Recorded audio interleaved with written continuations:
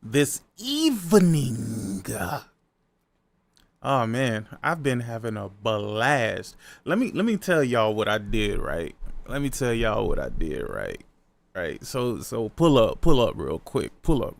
So I deactivated my Twitter. I deleted my Blue Sky. I don't think I even got Facebook no more, or Instagram or nothing like that. No TikTok. No nothing. I went dark on the social medias. It's not for YouTube, but I went dark on the social medias. And I am going to tell you right now, it has been wonderful. Unfortunately, I'm going to have to leave those 2,000 Twitter followers behind. I ain't going back, man. I ain't going back. Look. I have been in such zen that I don't think I'm ever going back. I think I'm through with social media. I didn't grow up in the social media age, so this particular age is just, it's not for me, dog. It really ain't for me. And I realize that it ain't for me.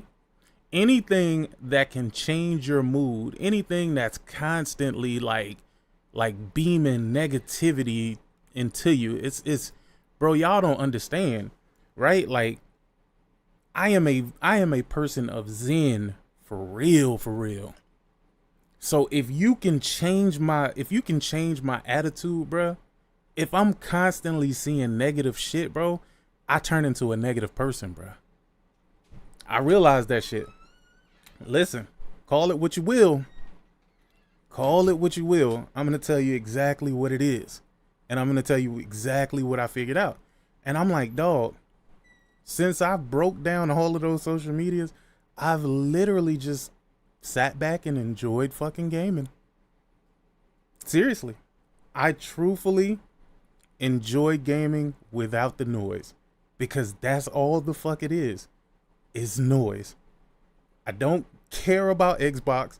I don't care about all the nonsense that y'all got with every single fucking game that comes out. Oh, this is woke. Oh, that is woke. Oh, this is woke. Oh, that is woke. Oh, this is da. Bruh, leaving all of that shit behind, bro, it got so bad. Let me tell you how great it got, though. Hold on. Let me tell you how great it got, though. I literally was on YouTube, right? And like what I've been doing on YouTube, I've been left the gaming side of YouTube. I ain't gonna even lie to you, bro. They don't even mention gaming pages to me at all, except for the ones that I'm subscribed to. But some shit popped up with this dude talking about PC gaming and how terrible it was. Bro, I didn't even want to listen to it.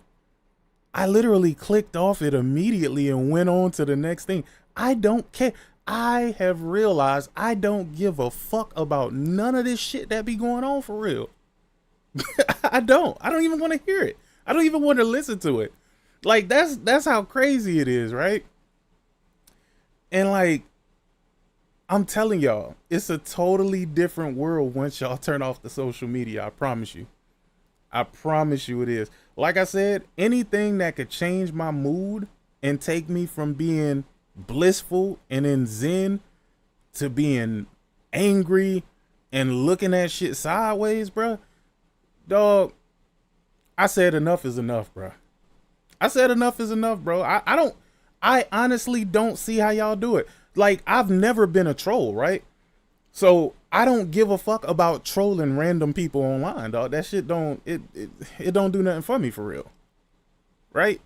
So I don't miss that. I don't miss the conversation because the conversation is never really about gaming. It's about everything except for the act of playing fucking games. It's about the characters in the game. It's about whether it's social justice or if it's woke or if it's anti-woke or if it blah, blah, blah, blah, blah, blah, blah. Is it T-flops? Is it not T-flops? What? Is it better? Is it worse? Does it have 2 more pixels? Does it have 6 more pixels? Like, I don't, dog. I'm sorry, dog. I hate to break it to y'all, but the older I get, the more removed I get from whatever this is that y'all call gaming, dog. I'm gonna keep it a buck. I'm gonna keep it a buck because, like I said, what I realized is none of this shit is gaming. None of it. None of the conversations is gaming. None of the shit is about gaming. Most of the people who are the loudest play the least amount of games. They talk. They do not play video games. They talk. They do not play video games. They don't play the video games. Come on. And with this woke shit, like, I'm gonna tell you, that has been the bane of my fucking existence, especially stupid black motherfuckers that's talking about woke this and woke that and anti-woke this and anti-woke that. Bitch, shut the fuck up. Go suck some dick or something, dog. Like, bro, I'm so over that shit, bro. Is the game good? Does it play well? Does it handle well? Does it have a good story? Bro, some of y'all niggas, if there's a lesbian in the game, it ruins your entire fucking day, dog. And I don't think I will ever understand that shit, because I'm sure if I go to y'all fucking Pornhub history, nigga, or y'all X videos history, or them OnlyFans accounts, y'all niggas got lesbians all over that motherfucker. But not in them video games. Not in them video games. Not as a Orlok or a fucking elf or some fucking mythical creature that does not fucking live. But boy, if you go to their goddamn internet, if you go to their internet history, their browsing history, and you see what the fuck these niggas be watching and looking at, boy, you'll start wondering to yourself why these niggas stay worrying about what the fuck it is. I don't like that it pushes an agenda. Well, isn't it pushing an agenda not having those people in there too? Isn't that also put? But that is an agenda that you agree with. And here's the funny thing about it all, right? A lot of people ask me, they like, damn, why do you care about this so much? I was like, I don't really care about it. I don't. I just don't care about it. I actually don't care about it, right? So the people who tell you that they don't care about this and that, and oh, I don't want real life, I play video games to escape reality. Shut the fuck up, bitch, because you want the video games to be your reality or the reality that you want. Shut the fuck up. Dog, that's the thing. So the thing is, a lot of people think that I'm an advocate for LGBTQ and all of this bullshit. I am not an advocate. I'm not an advocate. I'm nothing. I'm not against it. I'm not for it. I just don't care. Bro, I don't care who the fuck somebody else is fucking. I don't know why y'all don't understand that. I don't know why y'all don't get that. Me, I am a person, live and let live, nigga. Because most of y'all niggas in the closet anyway. Most of y'all hoe ass niggas is in the closet anyway. And I think that's why that shit bothers you so much, because that shit brings you back to your reality. But back to the topic, I hated to see that shit. And it's like all the time. It's like none of the discourse about video games is about video games. It's about the politics of the video game. It's about this, that. It's about pushing your own agenda on the video. Go woke, go broke is the stupidest shit I've ever heard in my life. It is the stupidest shit that you niggas have fucking decided to champion. Go woke and go broke. No, nigga. If the game is good, it will excel. If it's not, it will fail. If it fails to garner an audience, it will fail. Nigga, it has nothing to do with whatever your idea of being woke is. It has nothing to do with that. Not a single fucking thing. Not a single fucking thing. You didn't win anything, dog. You only showed that you only care about oppressing others. It's not about you and you actually realistically caring about anything. No, it shows that some of y'all niggas, y'all have adopted this slave master sort of mindset where y'all niggas feel like y'all need to be able to control every aspect of other people's lives, which makes absolutely zero fucking sense, bro. It makes no sense whatsoever. But I digress. A lot of you niggas are Christians, and to be honest with you, I don't know how that is either. I have no fucking clue how a nigga, well, a cult is a cult is a cult, my nigga. Like that's all. Like a cult is a cult is a cult is a cult. I ain't with all of that shit, dog. I don't believe in none of that religious shit. I don't give a fuck what you say. You're never going to be able to convince me. I'm not from a Bible belt or any of these fucking fake ass places that pretend to give a fuck about God but constantly want to oppress others, nigga. That ain't the godly work. Y'all niggas, let me tell you, on some real nigga shit, y'all better hope hell don't exist for real. Because how you gonna explain that shit when you get to God, bro? How you gonna explain how you treated others when you get to your sky daddy, brother? How are you gonna explain that? If hell and heaven is real. I don't know. I've never died and went anywhere to be able to tell y'all whether or not it's real or not. But I will tell you this. I don't believe it for one fucking second, bro. I think all of this shit was a mental fucking game designed to keep you niggas in check, because the people at the top tier of people need to know how to keep you niggas in check. And you know how they keep you in check? By making you think that if you do something bad, possibly to them, first of all, it's gonna hurt their money, and they don't want to hurt their money. But second of all, you might fuck around and kill them, and they don't want that. They don't want that. Well, I could take y'all down a history lesson, nigga. When them slaves started rebelling and started killing their masters and shit. Whew, I ain't gonna lie, that was a great read. That was a great fucking read. But anyway. Y'all niggas who have been indoctrinated into this religion shit, bro, y'all are in a cult and y'all don't even know it. You don't even know it. And it's crazy because I hear people talk about this shit all the time. And you know how I know that you're in a cult and you just don't realize you're in a cult? Because why is it that nobody talks about talking to God, hearing God, and all of this shit to anybody out in public? No, I'm saying. You crazy. You funny as hell. Hey, I'm being real though. Because when you say that shit in public, niggas look at you like you are weirdo. Why? Because it's good to believe in it, to keep people grounded and keep people in a constant state of fear. But it's not good when you try to use that shit in the court of law, nigga. Go before a judge and be like, well, judge, I went and robbed the store because God told me to. Nigga, they gonna lock your ass up so quick, and they ain't gonna give a fuck about none of that shit. And then they gonna go to church on Sunday and praise the Lord. The same one they just locked your weird ass up for. It is so what it is. They don't have no conversations out in public? Absolutely not. Absolutely not. But what's going on, Link, man?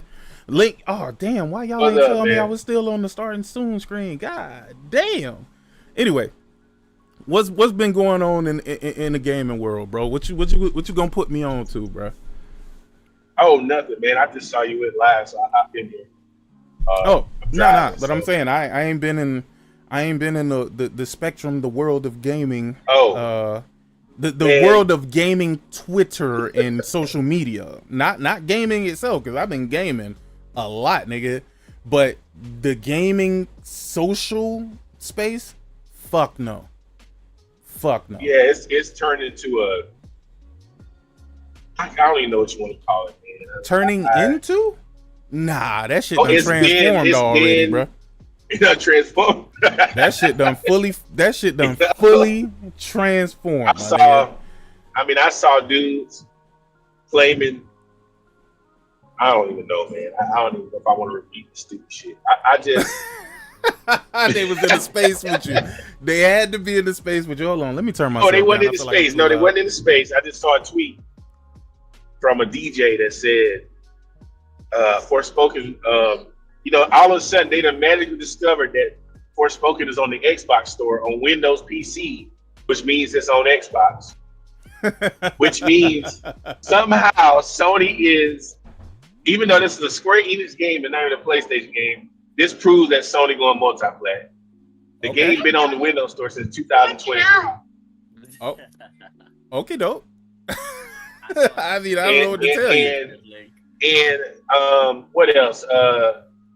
Just stupidity. Wait, hold on. Let me get this super chat real quick. Shout out to my man Games for Eternity. $1.99 super chat. iPhone user.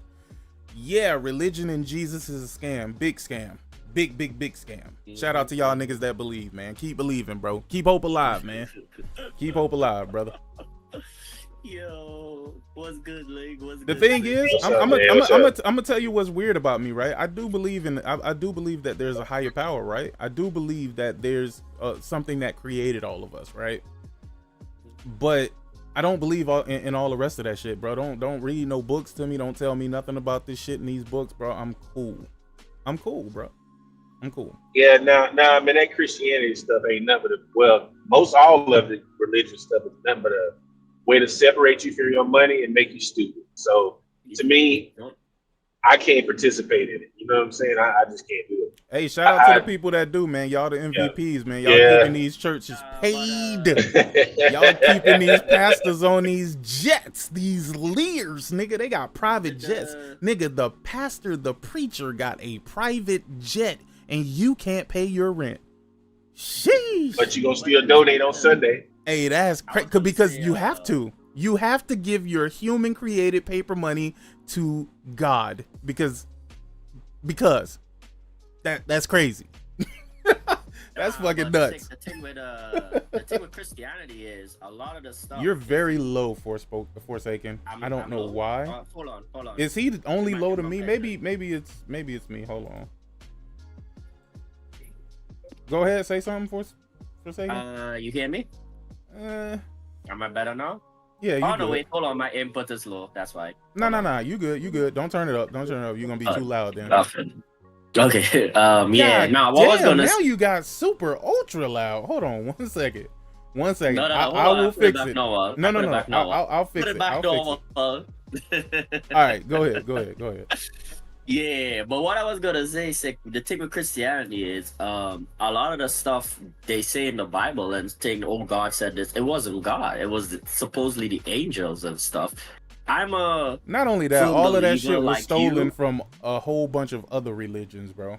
Trust me. Yeah, true. But I'm like you, Sick. I believe like there is a higher existence, but that's it. I believe he's omnipotent and omniscient. He created the universe and he moved the fuck on. He doesn't give a fuck. I don't even call it a that. he because I don't know what it is. I don't even know if you can gender what it is. Yeah, I'm just saying he, but I don't know if it's a male, female, hermaphrodite, a talking dog, a flying spaceship. No, but that's how you know it's crazy, right? They got motherfuckers so indoctrinated, and you could tell that it was done from a masculine position because they have y'all thinking that God is a man. Mm-hmm. And now who would benefit from that?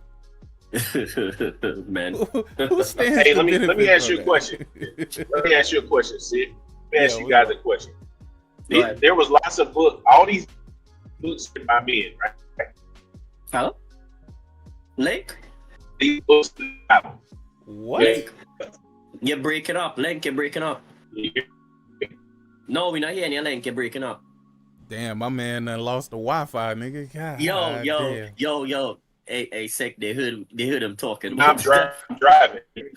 That's what he is. He in one of them dead zones. He in one of them areas where you get Starlink, nigga. Yo, Delta, you right, God smite him. Yo, you back, Lick? Nah, you still My bad. Nah, he's still fucking up. You know what, bro? Yo, that's crazy. That is fucking crazy, dog. What the hell? No way. Oh, okay, there we go. I was gonna say I had pulled up a whole bunch of shit. Yo, can you guys hear me now? Yeah. You're good. Yeah, go ahead now. Okay. So, how many of those books in this so-called Bible were written by a woman? Well, written by who? A woman. I don't know. I can't tell you. I can't tell you. None of them. Not one of them. None of them. Oh, it was a sausage fest. None of them. Oh, Peter, okay. At Paul. all. It was never. Yeah, that's what I'm saying. Yo, that's crazy, man. No. But you know what? That just goes to Yo, show, man, man, how that- they that- control the masses, bro. You got to realize there's a Mhm. very small amount of people that control millions of people on this earth. You have to find Facts. some way to fucking divide and conquer, bro. You got to find some way to keep them motherfuckers docile, nigga. Because once they realize they have all the true power, nigga, it's over for them niggas that's hoarding the billions. It's Mhm. over for them, dog. The thing is how do you get these motherfuckers to wake up and realize, nigga, they the ones that really got the power? Nigga, you got motherfuckers who won't rebel because they like, nah, I need my job. I need my job. Yo. I need to make this little money. Like, I'm gonna tell you let me tell you the dopest thing that I ever seen, bro, was it was a warehouse, right? And these Mexicans was working in the warehouse, right? And Mhm. like they decided that they was gonna fire this one dude, bruh. Every last person walked off the fucking line, dog. Every last one of them, bro. Guess what they did? Buddy didn't get fired. Because I think you can't get no black folks to do that, though. I'm gonna keep it a buck Oh, with you, hell dog. no. Black people, they gonna always be for themselves, nigga, and how they can come up, nigga. It's Mhm. all about having motion, nigga. That's the new word now. That's the new word that's used by all these fucking dummies. I gotta get me some motion. I gotta get me I some think motion. I think systematically there was like this huge intent to break down black communities to ensure that's the only community that never unites against anybody. Oh nah, see, we the real kings, bro. Nigga, if we dog, you gotta think about it. You had motherfuckers bring us here from a whole different fucking Mhm. continent, nigga. A whole different fucking continent, nigga. Nigga, we went through 400 years of ass whoopings, nigga, and still somehow made it out and became millionaires. Still came out and built our own fucking towns, nigga, built our own cities and shit, dog. Nigga, you can't defeat that, bro. Resilience You can't defeat is that, a bro. very unique you thing know, of it. I'm gonna tell you what's so crazy about black people, bro, and y'all will never understand it, dog. We done been to the bottom, bro. Nigga, you got some motherfuckers who done ate with a silver spoon all their life, nigga. If they lose their bread, bro, they jumping out a window. They jumping out a window, nigga. It's over. Nigga, it's rap skis. But black people, man, black people will fall all the way back down to the bottom and build right back up, nigga, because we done been there before. It is what it is, man. It is what it is. If I was them, I'd be trying to keep black folks down too. Yeah. Nah, think about it, bro. We are the best and we excel in everything that we do. You know It's so what? bad they proof of want to that keep thing? us out of certain spaces because they don't want us to excel, nigga. They try to pretend or they try to convince us that we're the idiots. They try to convince us that we're illiterate. You try to convince us of all of that. But you mean to tell me that my illiterate ass could grab the attention of your silver spoon fed fucking daughter, bro? And now she want to be just like the person that you calling illiterate and stupid? Really? Yeah. You know what's a perfect example of that, Sick? Look at anything black people start, like legit. Like, no conspiracy theory or anything. Look at anything black people start and do good at. There's a certain set of people that always pop up on it. And if they're not there, for some reason a scandal happens and that group gets taken down. Yep. It never all black. It will never ever be all black. It won't. They will never allow all black. Nothing all black. You'll have all Chinese, you'll have all Asian, you'll have all Mexican, you'll have all Spanish, you'll have all white. But it will never be all black. Never. Nah, I wouldn't say that. There's a lot of all black things going on, bro. Probably not where you are, because you're in like Trinidad, right? Yeah. Yeah, y'all Trinidadians, man. I gotta give it to you, bro. Y'all some uppity niggas, bro. And the thing is, Trinidadians, and no disrespect to you, but it's gonna sound like disrespect and it's gonna come off as disrespect, but it's not disrespect. Them motherfuckers always want to be accepted by white people. Always. That is not disrespect because you are not lying. No, I know, bro. My cousin You is are fucking not Trinidadian, lying. bro. And trust me, them niggas think they better than they- all other black people in the Caribbean, bro. They think You they are better than speaking Haitians. facts. They think they better than Dominicans. They think they better than they think they better than Jamaicans. They think they better than everybody, bro. Trust me, and I seen this shit firsthand, bro. I seen this shit firsthand. I knew he bro. was Trinity by his accent. Yo, y'all wildin'. I never hit it. I don't think I ever hit it. Yo, But, shout out to Games of Eternity. He says, why worship the god of the oppressor? Because they beat it into you. They beat it into you. Yeah, I ain't gonna They even lie took to away y'all. your I have books and- not watched Django yet, bro. It's something about that movie, bro. I just don't want to watch it, dog. I don't know what it is. Everybody keep telling me to watch it. They like, I I'm telling love you, that movie, man. I love it. They like, it's not what you think it is. I love that movie, man. And I'm like, It's I not what don't you know, think it bro. is, man. No, I've heard that so many times. it's not bro. a slave. It's not one of your traditional slave movies. I'll just say that it's not. But yeah, man. Sid. You know what I thought about? You know what I asked my mother one day. What that? You was talking about the religion thing, or whatever. Yeah. And I was raised in the church. My mom is very Christian, and I asked her a question. I said, what was our religion before Christianity? Right? Mm-hmm. She's like, what do you mean? I said, well, before most of us, our ancestors came over from Africa, right? They weren't Christian.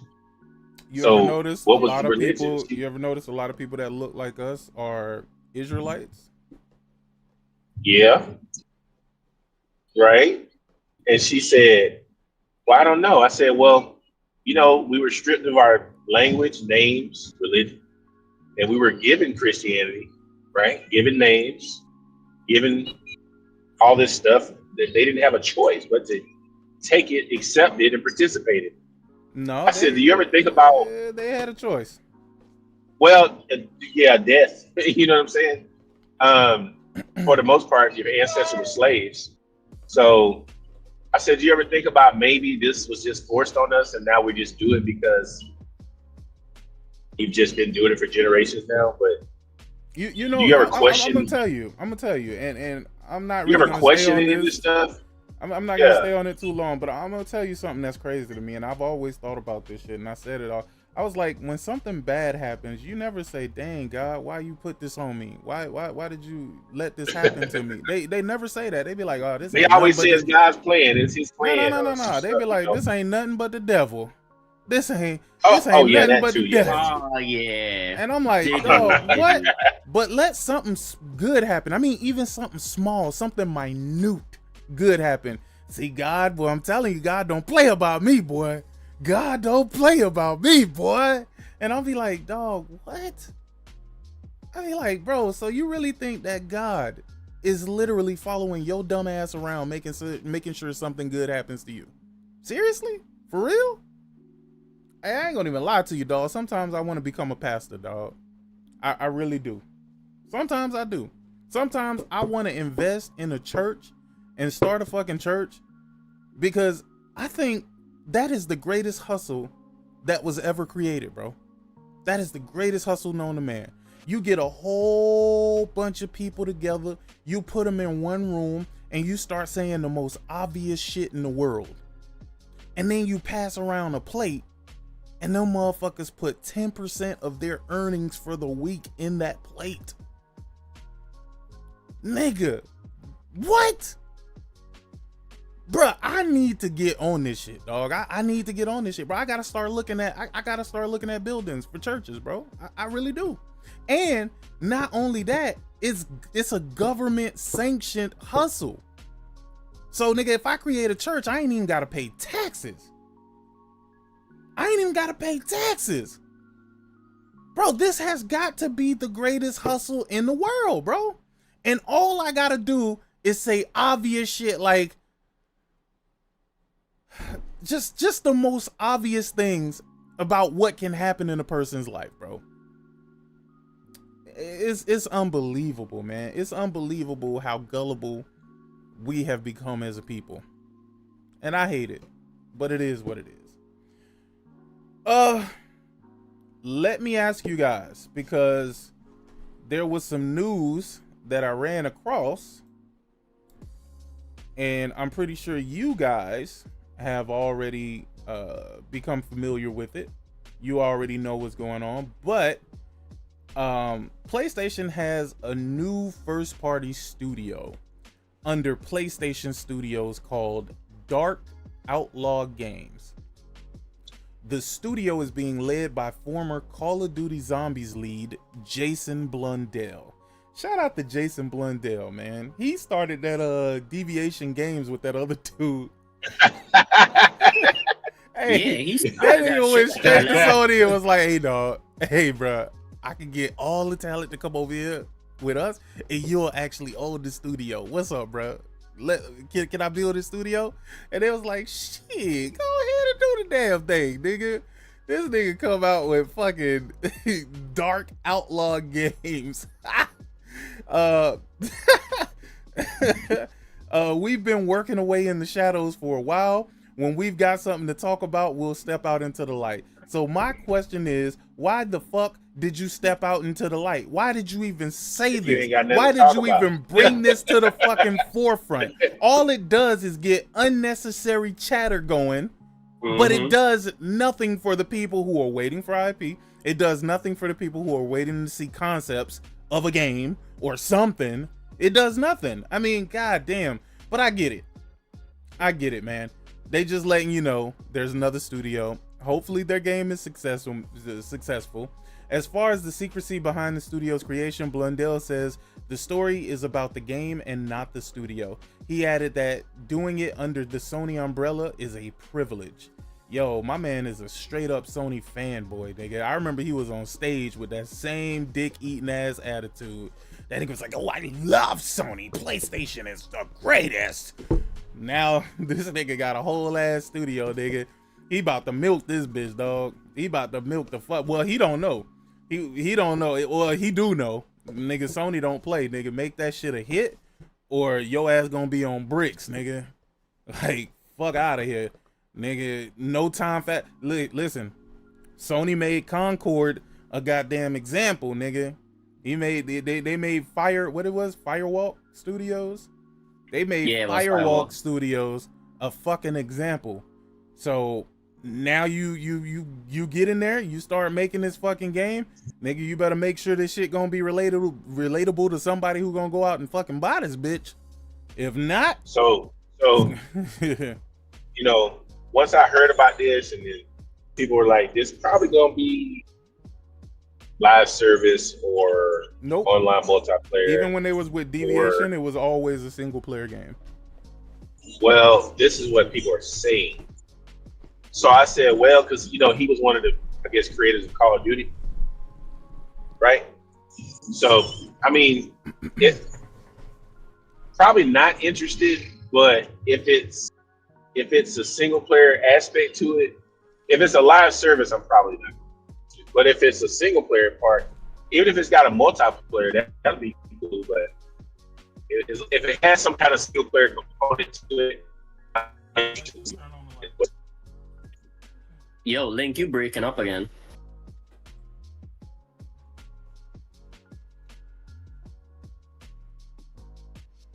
Oh, I just died. You said I'm breaking up again. Oh yeah, you broke up in the end. Yeah, you broke up. We didn't hear nothing you said. Yeah. Well, we did hear something you now? said. We heard you say. Oh yeah, we hear you now. We heard. I'm gonna tell you what the last thing we heard you say. Right? We heard you say, "Hey, if it's a single player game, I'm on board. If it got a multiplayer component to it, okay, cool. But if it's live service, I ain't fucking with it." Yeah, that's pretty much it, man. Yeah, if it's a live service, I will not play it. But if it's what if it has single player with a live service? I might play it. Yeah, I might. It's got a single player component to it. I'll check it out. But there's no single player, no. Nah, I can't do it. For me, if the game's good and I like how it looks, I'll buy it and play it. I don't care. Oh, let's speak about that. Okay. Monster Hunter Wilds. Sick has joined the Church of Greatness. Hunter Wilds. Hey Alexa, turn off the light. Why you ain't just say turn off the light? You act like you don't want to talk to Alexa. You don't want to talk to Alexa? First of all, Alexa is my dog. She turned on the AC. She turned on the lights. You know how much she do? She look at the door, the front door. She look at the other cameras. All you got to do is talk to her. Become friends. All right. So, Monster Hunter Wilds. I think I got 164 hours in that game. 164 hours. Truthfully, I don't think it's 164. I think it's more or less like maybe 140 to 150. There was some points where I was just kind of sitting there waiting for the fucking the time to change because I didn't want to rest and change the time. So I did a lot of sitting. I did a lot of hunting. First of all, let me tell you this. Monster Hunter, the reason why they're able to keep spitting these fucking games out is because there's nothing to it. There's nothing to it. They give you a half-ass story, right? And then they tell you to go do a whole bunch of tasks. That's literally what it is. Go fetch this. Go fetch that. Go catch this. Go catch that. And it lives up to its name. But I think I'm understanding the human psyche when it comes to video games. Y'all like games, and I've noticed this about all the popular games. Y'all like games that y'all can play in spurts. Games that you don't really have to be engaged in. Games where you don't have to really pay attention to a story or anything like that. Y'all like those games where you just go do tasks. And that's why y'all like Monster Hunter so much. Because speaking, Monster Hunter, the story was like maybe 15 hours. Not even. I bought it. I bought the game against my better judgment because I bought the last couple Monster Hunters, but I didn't like them. And I don't like this one either. So just a waste of $70 because if I do, I'm not going to go back to it. 10 hours was enough for me. I don't. Well, hold on. Yeah, Hold on. I love the game. No, the game ain't bad. It's just not my kind of video game. You know, like the gameplay loop. It's just not. You know, like I'm gonna tell you why I love it. The story. Let me tell you, Sick, real quick. Once if I'm playing a video game and I'm skipping every cutscene, I'm probably not gonna finish it, man. Like I'm just not into the story. And I think for me, once I checked out on the story part, you know, the gameplay loop itself just didn't grab me. So, you know, I know a lot of people love the game, though. I do know that. I ended up going back and just getting platinum on Returnal. And I said, you know what? I'd rather play this over and over and over than play Monster Hunter. So that's what I did. I'm gonna tell you this, right? You didn't even get into the game for real. That story portion. Oh, I know. Is a mere tutorial just to get you situated with the controls and shit like that. It's after you beat that shit that you get to the real meat and potatoes of the game, right? So I'm gonna tell you the biggest flaw. So I really love the game, but I'm gonna tell you the bad about it first. So then when I tell you the good, it don't seem like I'm just dick riding the game, right? So here's the thing. The bad part about it is is they don't give you any reason at all whatsoever to go seek out the rest of the armor. You legitimately grab whatever armor it is you want, like the one that you really work towards. You're gonna find that one piece of armor that you want to get, probably a high level 8 piece of armor. And then I seen some very cool ass other armors that they had, but you really got to play the game to get them. But they don't give you a reason to want to do that. They don't give you a reason to want to do that. After I platinumed the game, I was like, damn, let me go see if I want to go get the rest of this armor. I said, nope, I didn't. Once I platinumed the game, I was over it, bro. I had did everything that the game had to offer, and I just didn't want to do the rest of that shit. Is the story compelling? Like, you guys feel like it's no. Okay. No. It's one of the worst Monster Hunter stories ever. Like, the story is terrible. That's number one. That little boy is annoying as fuck. Mm-hmm. I mean, it's just like, shut the fuck up. I hate the little dudes in the game that be acting like little ass girls. Like, you already look like a bitch. Now you acting like a bitch? Bro, get the fuck out of here, man. Yo, Sick, he almost killed you so many times. I'm like, what the fuck with this kid? You see a big ass dragon and you're like, I'm gonna pelt him with a stone. The fuck? Yeah, I didn't like I didn't like him at all. I didn't like him. Like, even when it post game, when he wasn't so annoying, I still didn't like him. He was like Atreus to me. I just hated to see his face. Like Atreus? To this day, I fucking hate Atreus's face. I hate the face they decided to give that kid. I really do. I think he looks nothing like Kratos. Number one, he doesn't even look like the young Kratos. He was a fucking bitch throughout the entire fucking game. He was more annoying than fucking useful. Like, I just really didn't fucking like Atreus. But in Monster Hunter, none of those characters matter. Mm-hmm. None of them.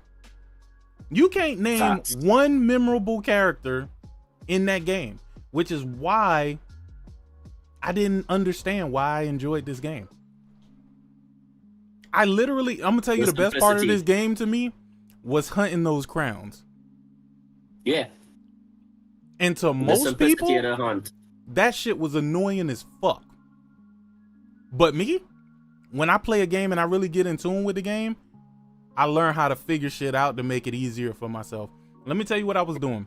At first, I was doing the wounded grounds or whatever it was. Yeah.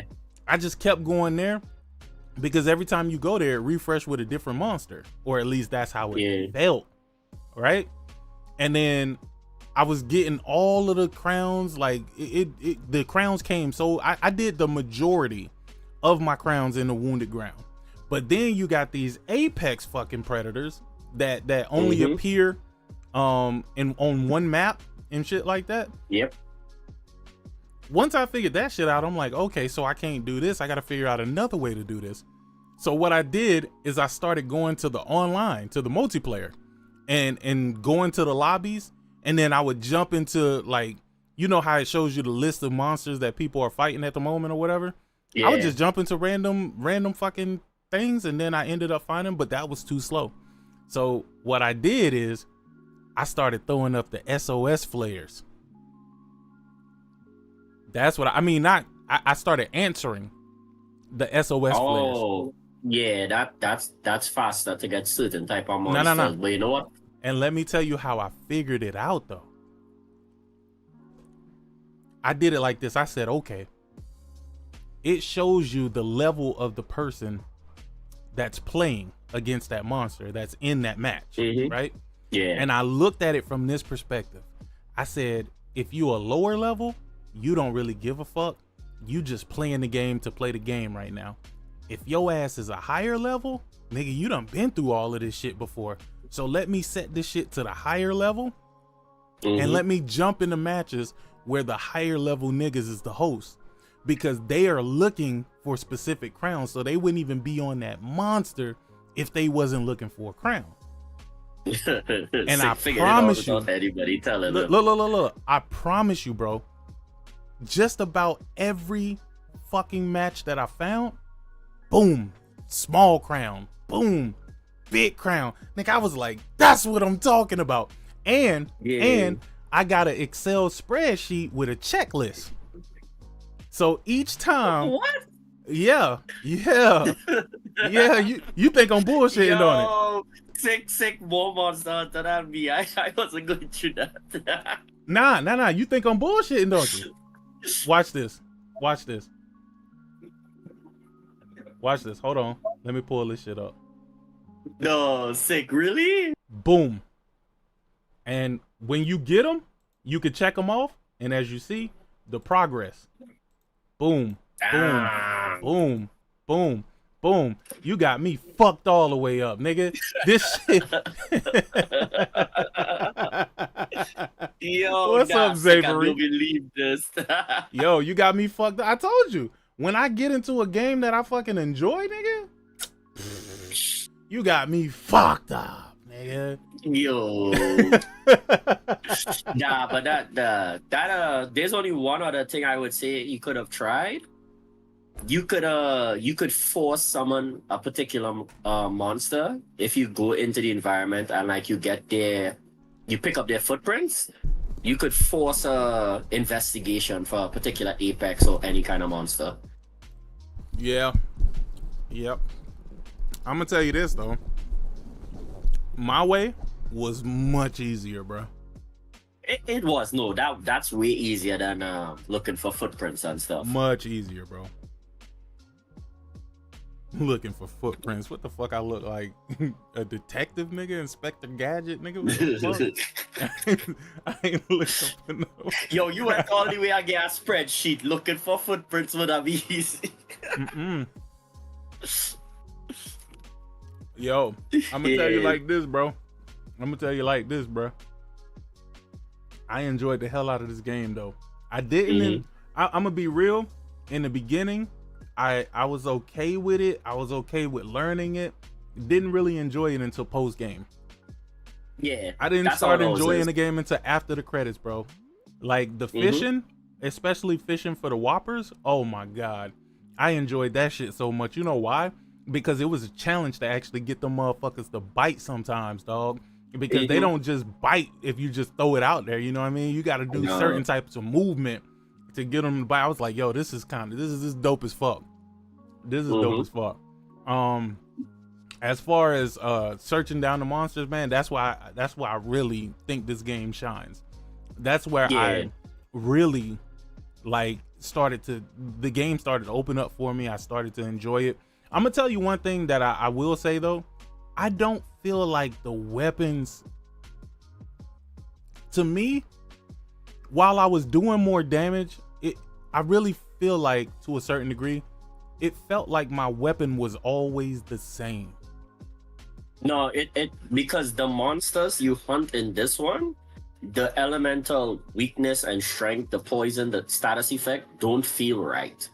No, the build-up doesn't feel right. It doesn't feel right because like you'll be fighting a monster, like say for example you have a blast weapon and you would see signs you're building up to do blast damage to stutter them and stuff, and it's not happening. Like you're just like, what the fuck? I'm just doing damage. I'm just doing pure damage.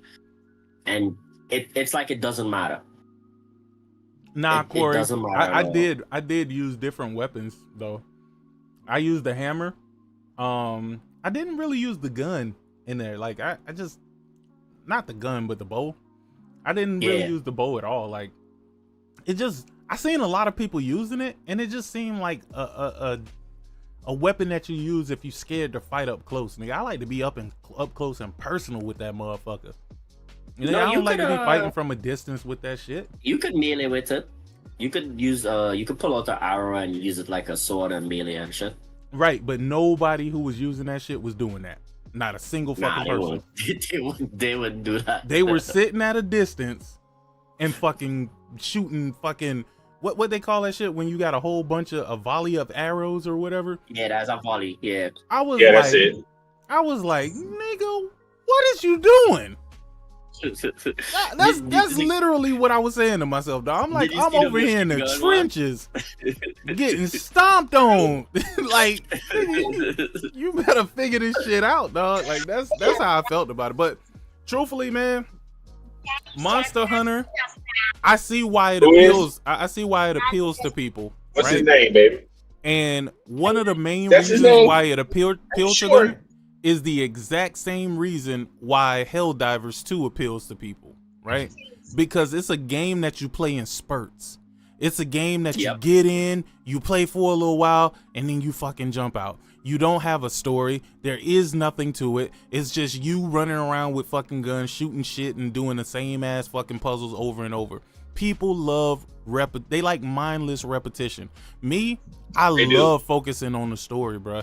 I love for a game to tell a good fucking story, bro. A memorable story where I actually give a fuck about the characters, nigga. I ain't seen that shit in a minute. I'ma tell y'all don't be giving Naughty Dog they props and shit, but Naughty Dog made you give a fuck about that world, bro.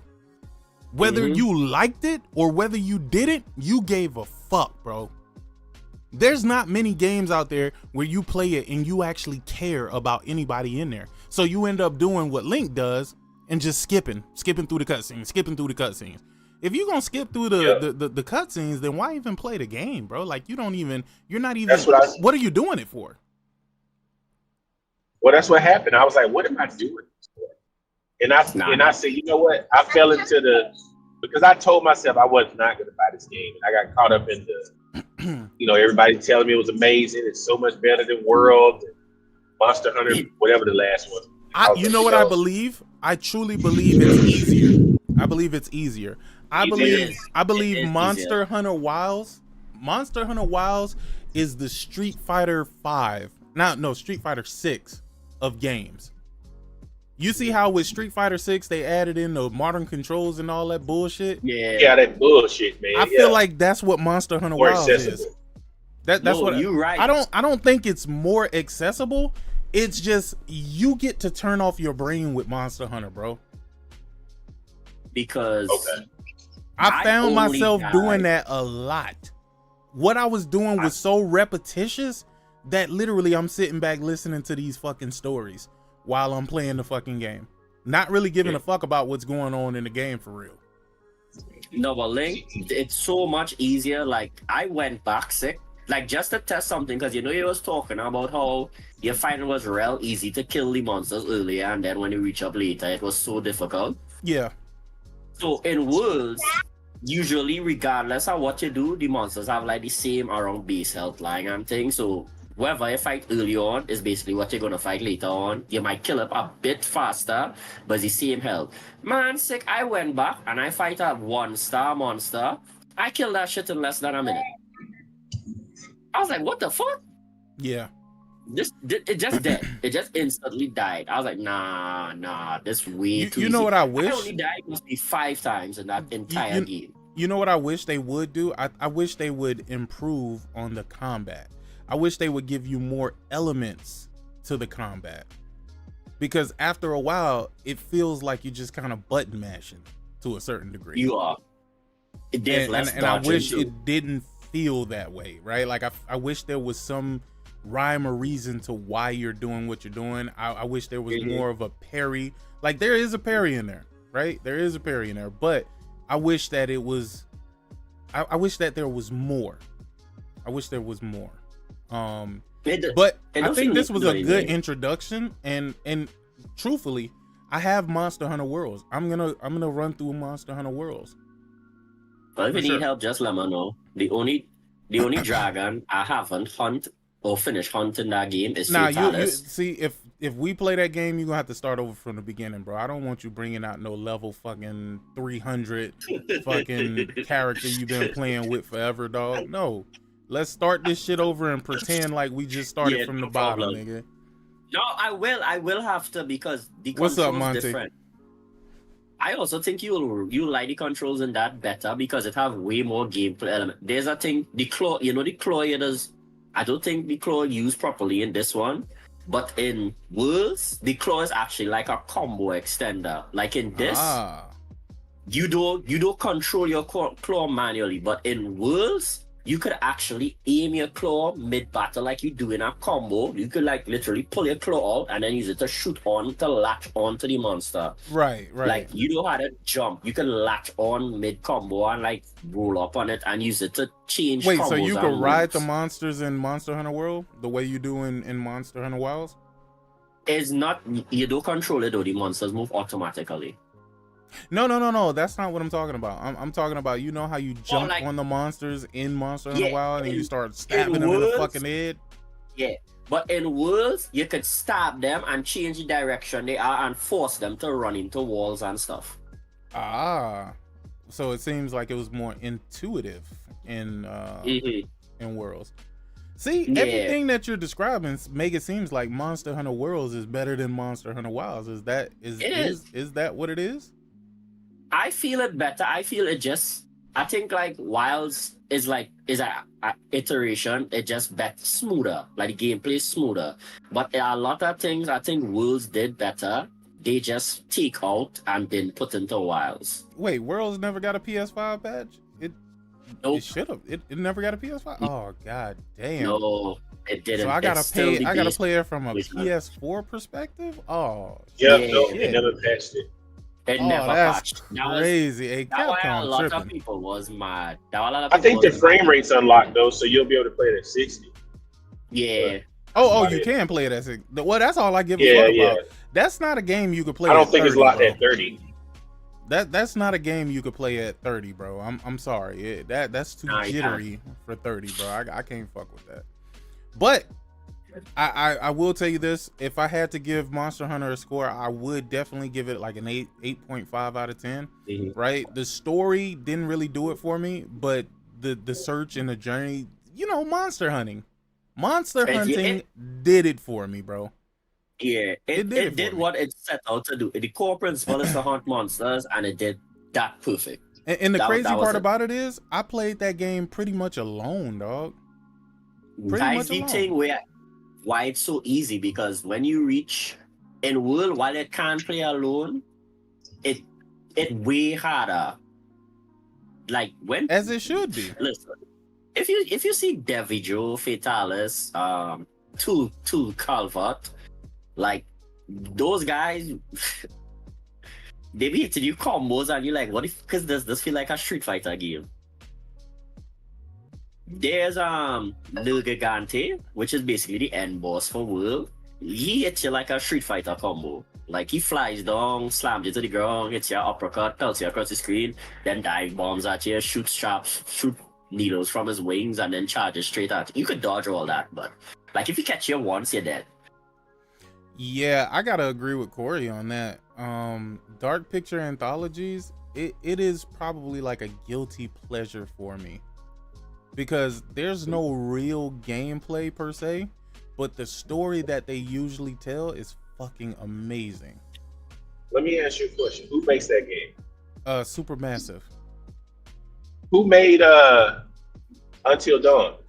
Supermassive originally. Well, who made the Quarry? Supermassive. Oh, so that's all the same people? Yeah, it's all the same person. Oh, shit. I never played them games, so I didn't know. Hold on. Here's what I will say.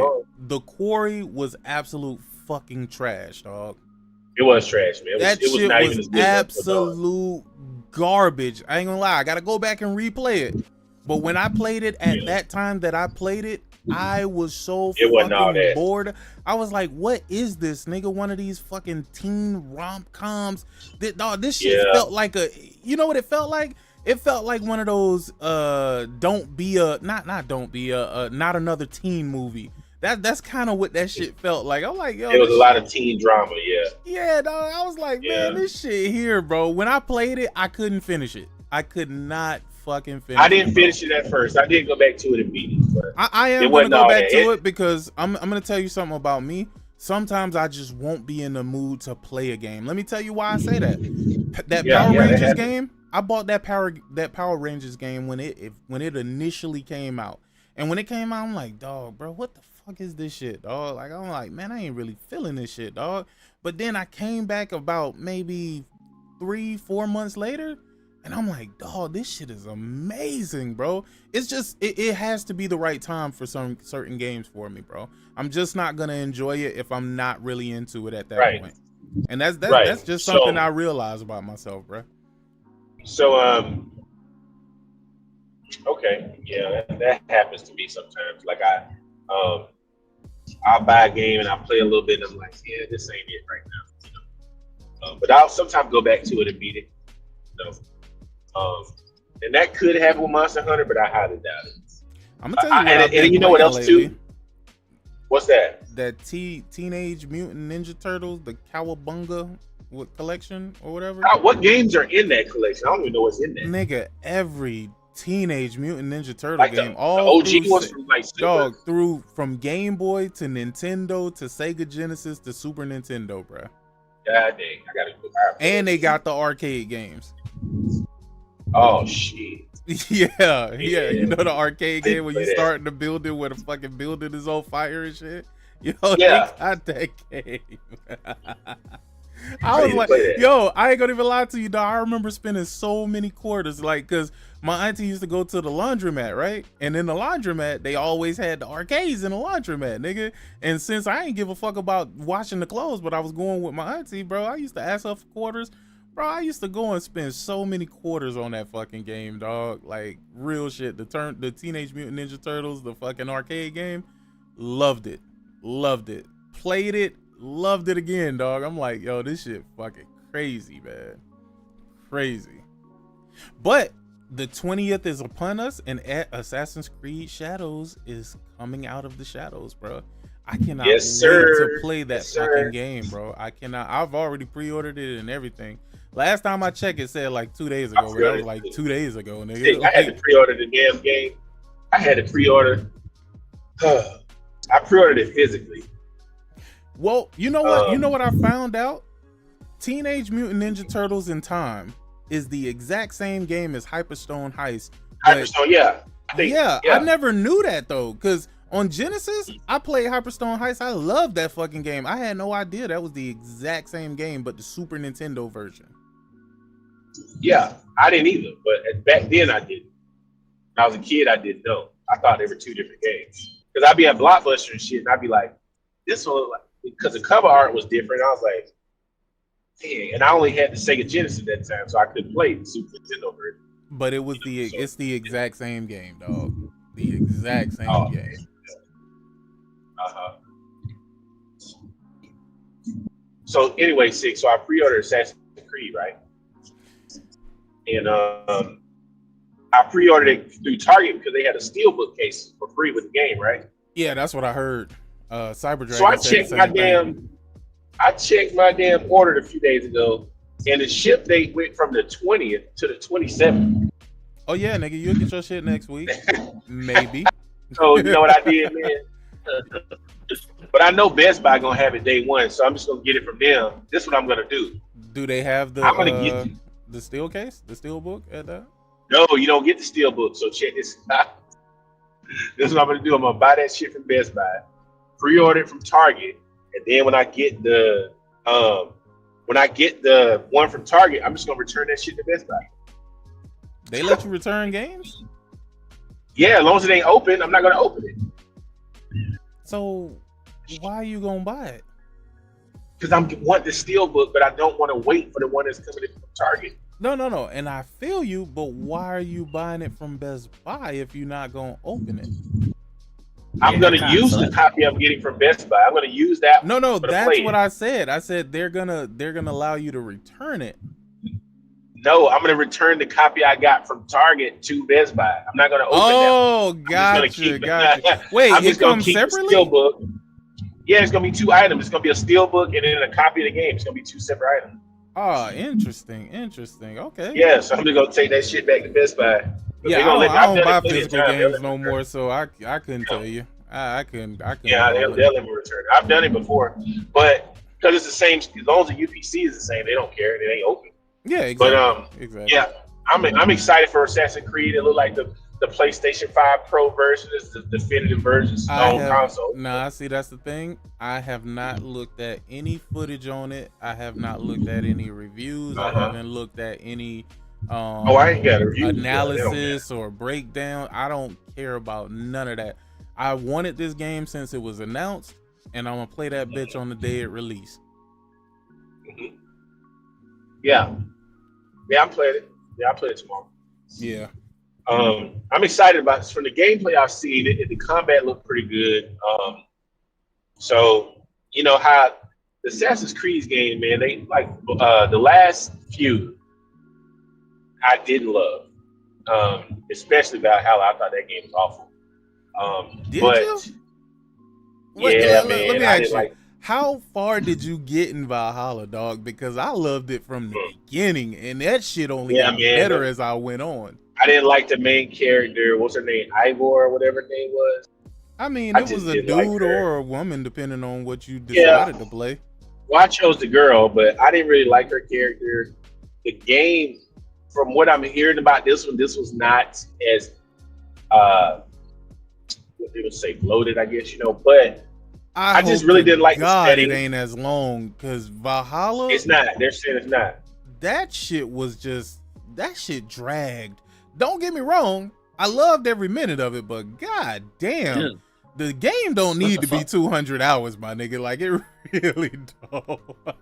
But you know what? It's different, because I'm gonna tell you what happened with me, which is why I think it took me a lot longer than most people to probably beat that game.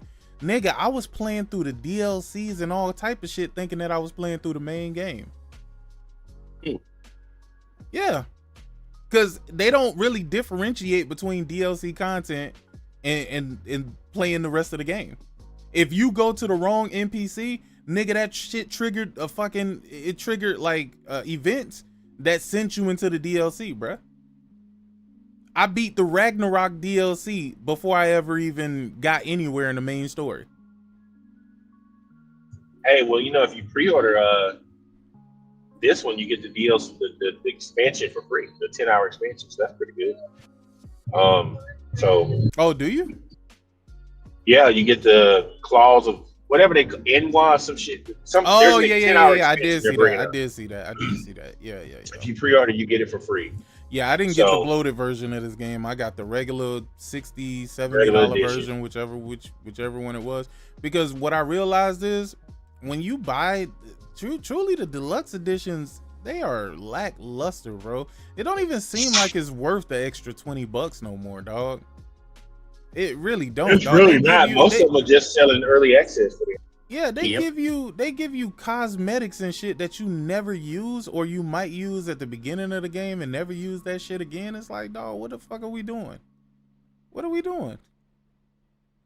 Yeah, I'm not. Now, I was really interested in that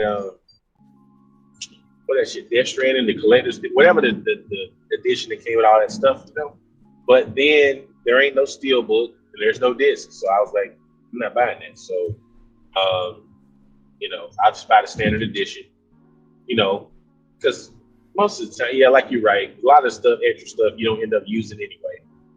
The extra in-game stuff. So, yeah. I mean, first of all, I just know the game gonna be dope as fuck, bro.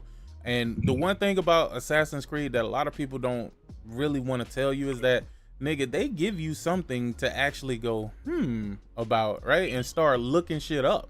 Because I ain't gonna even lie, that's how I fell in love with Assassin's Creed, bro. Ever since like Assassin's Creed 2, I think that was Ezio Auditore, his journey. That's Ezio. Bro, I swear to God, I started looking shit up, dog, because of that fucking game, dog. And I'm like, yo, okay, so they actually basing this shit off of something that might have been factual, right? But they put their own little twist on it. And I'm like, dog, yo, this shit fly, dog. This shit fly. Now, like I said, I enjoyed the hell out of Valhalla, which I didn't even know if I would, to be honest, but I really did. I love that game. But I'm going to tell you, I feel like a lot of the stuff that they did was just like generated, bro, because it felt like when you did, like, I guess the little river raids or whatever, the ship battles, nigga, you was going to the same places over and over and over. Like, everything was copy and pasted. The buildings was copy and pasted. It seemed like it was just randomly generated. No real rhyme or reason to it.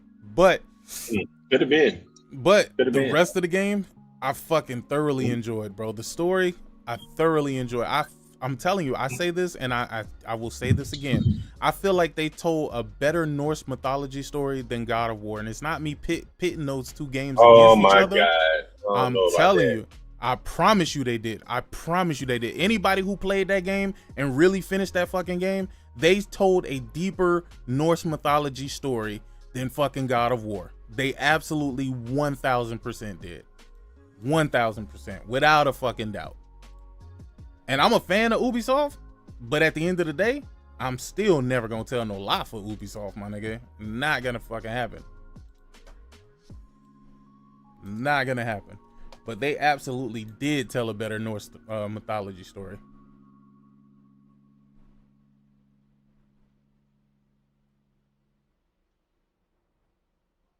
So that's one thing where I was just like, I was paying attention, bro, and then I started looking at certain things, and then I'm like, yo, Loki is who? Loki did what? Loki is Agrabota what? I was just like, yo, they nigga. Hey, you gotta play that shit for real, dog. You gotta play that. You gotta play that shit for real, man. Like that story, that I'm telling you, that story get bad deep, bro. It really do. Yeah, that gameplay, and I'm not. Yeah, it didn't resonate with me, man. For sure. But I think this one looks like it does, though. I like the setting, the feudal Japanese. I think I'm gonna be really into this one. Gameplay looks good, you know. So yeah, I'll play this one. Well, I mean, in other news, United Video Game Workers Union officially launches in North America. United Video Game Workers Union officially launches in North America. I really want to know how far devs think they're gonna get with this. Y'all don't. They don't know. A company will willingly shut down its company before it allow the unions to come in and do whatever the fuck they think they finna do. They forgot about the Activision Blizzard. That will always be funny to me. Listen, good on them. Let's dive into it a little bit. All right, so United Video Games Workers, in conjunction with the Communication Works of America, CWA, and the American Federation of Musicians, AFM, have announced the first ever industry-wide direct join union in North America. The UVW-CWA Local 9433 was revealed during Game Developers Conference, GDC 2025 in San Francisco, California. As a direct join union, anyone working in the video game industry in both the United States and Canada can join. That includes artists, developers, QA testers, and more, whether they are freelance or full-time. It doesn't matter how many people from the specific company have joined. The creation of the union was not done in isolation. It's a cumulative effort by thousands of video game workers who have been fighting for years to redefine what it means to stand together and reclaim power in one of the largest and highest grossing industries on the globe, said CWA's Senior Director of Organizing, Tom Smith, via press release. These workers are taking a bold stand, joining together to build power for the workers behind the games we all know and love. So, I am gonna tell you, I'm not against these people unionizing. I'm not. They can unionize all they want. But let me be very clear. AI is getting very good. Very, very good. And people are very accepting of AI.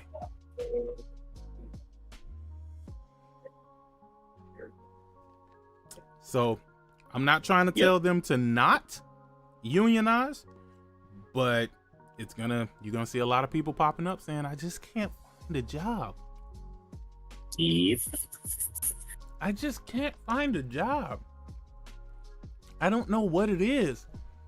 It feels like ever since we unionized, nobody wants to hire me. And I'm not gonna say it's good. I'm not. But I will say, I don't know if this is gonna end the way they want it to end. What do you guys think? I think exactly what you said is going to happen. I think it's too late. I think the point where they could have fought against AI would at least put some barriers to protect themselves going forward has passed. I don't think this government or any government right now or any kind of party that could push to help them out are in the mood or plan to help them out or to make any sort of changes. I think we reach a point where, as you point out, people are very accepting of AI, especially for minor things. And like really and truly, wait, what you have now, your identity, your actor, whatever it is, your actresses, whatever. I just don't think they could do anything. Unless we like do a full rollback on it, I think they can't do anything to fight against. I think it's like a slow phase out. You know what I would have to see? I would have to see how they're gonna actually handle this, right? So I don't want to say all of a sudden that it's just not going to work or it's not gonna go in their favor. I just think it's a high chance that it's not gonna end the way they want it to end, or it's not gonna go the way they want it to go, or they're gonna see more barriers put in front of them in regards to this. Because once a person know that you got a union representing you, I think it's gonna be very hard for them to say, all right, I'm gonna pick this person up. You have to be one talented motherfucker that I just don't want to pass over for me to accept you as a unionized employee who I have to jump through hoops if I want to get rid of your ass. The market is volatile. Right now, a lot of people don't know which way things are going to go because, you know, you got tariffs on one hand, and then, you know, you got all of this other stuff going on. You got inflation. You got a whole bunch of stuff that the economy is facing all at once. I don't know if a person or a company is going to want to get stuck with an employee that they can't get rid of when they feel or deem that it's necessary to get rid of. But that's just looking at it from that perspective. Again, maybe they got other things that they've worked out. Maybe they got contracts with, you know, these big publishers and things, or maybe they have things figured out. Maybe they've had these talks. Maybe their representation. I don't know. I don't know if it's gonna. But here's the thing. I'm glad that they're standing up for themselves. I'm never gonna be against a person trying to do what's in their best interest, as these companies are always gonna do what's in their best interest. So I'm proud of the people that are unionizing and who are standing up against this bullshit, because again, nobody wants to be fucking walking on thin ice every day, going to work, not knowing if they're gonna have a job, or not knowing if, you know, they're gonna wake up one day and the whole company just dissipated. You know what I mean? Like, it's just it's so much stuff to where, you know, I guess I'm happy for them to a certain extent, but at the same time, I don't know how well it's gonna end for them. So I wish them well. I hope the best for them. But I think this is gonna be an uphill battle. The CWA president Claude Cummings Jr. added, as video game studios have consolidated, the workers whose creativity, dedication, and skill bring the games to life have become more an afterthought. They are subject to endless cycles of layoffs and rehiring as corporate executives pursue short-term profits at the expense of a sustainable future. The press release adds that as part of the union's launch, its members will be running a petition demanding dignity and job security for all video game workers. A dog.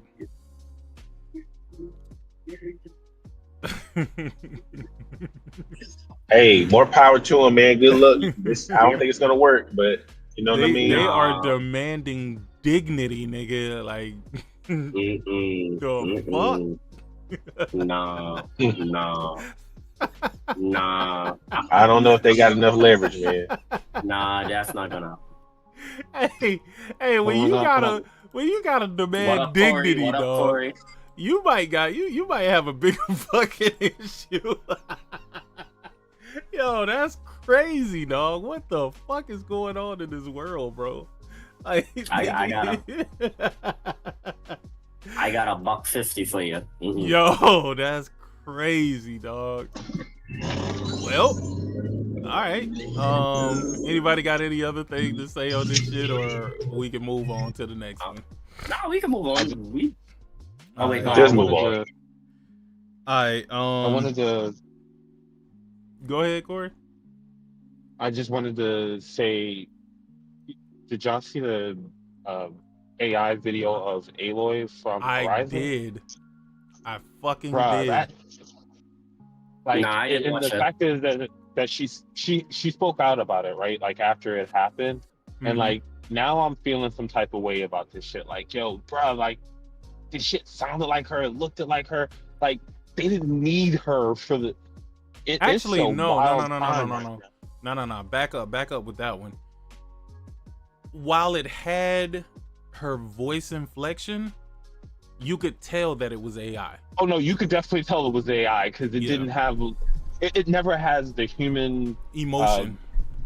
emotion. It doesn't emote Yeah. the way a human does. But the fact is that they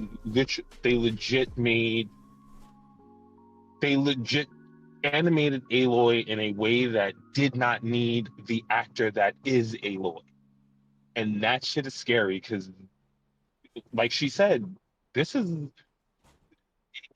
We can't say that the technology is bad and they shouldn't use it, but bruh, when you at a point where you can literally just not pay a motherfucker and use their whole likeness, use their whole image, use everything, I gotta stand with the people who are like, yo, let's just form a union. Let's set some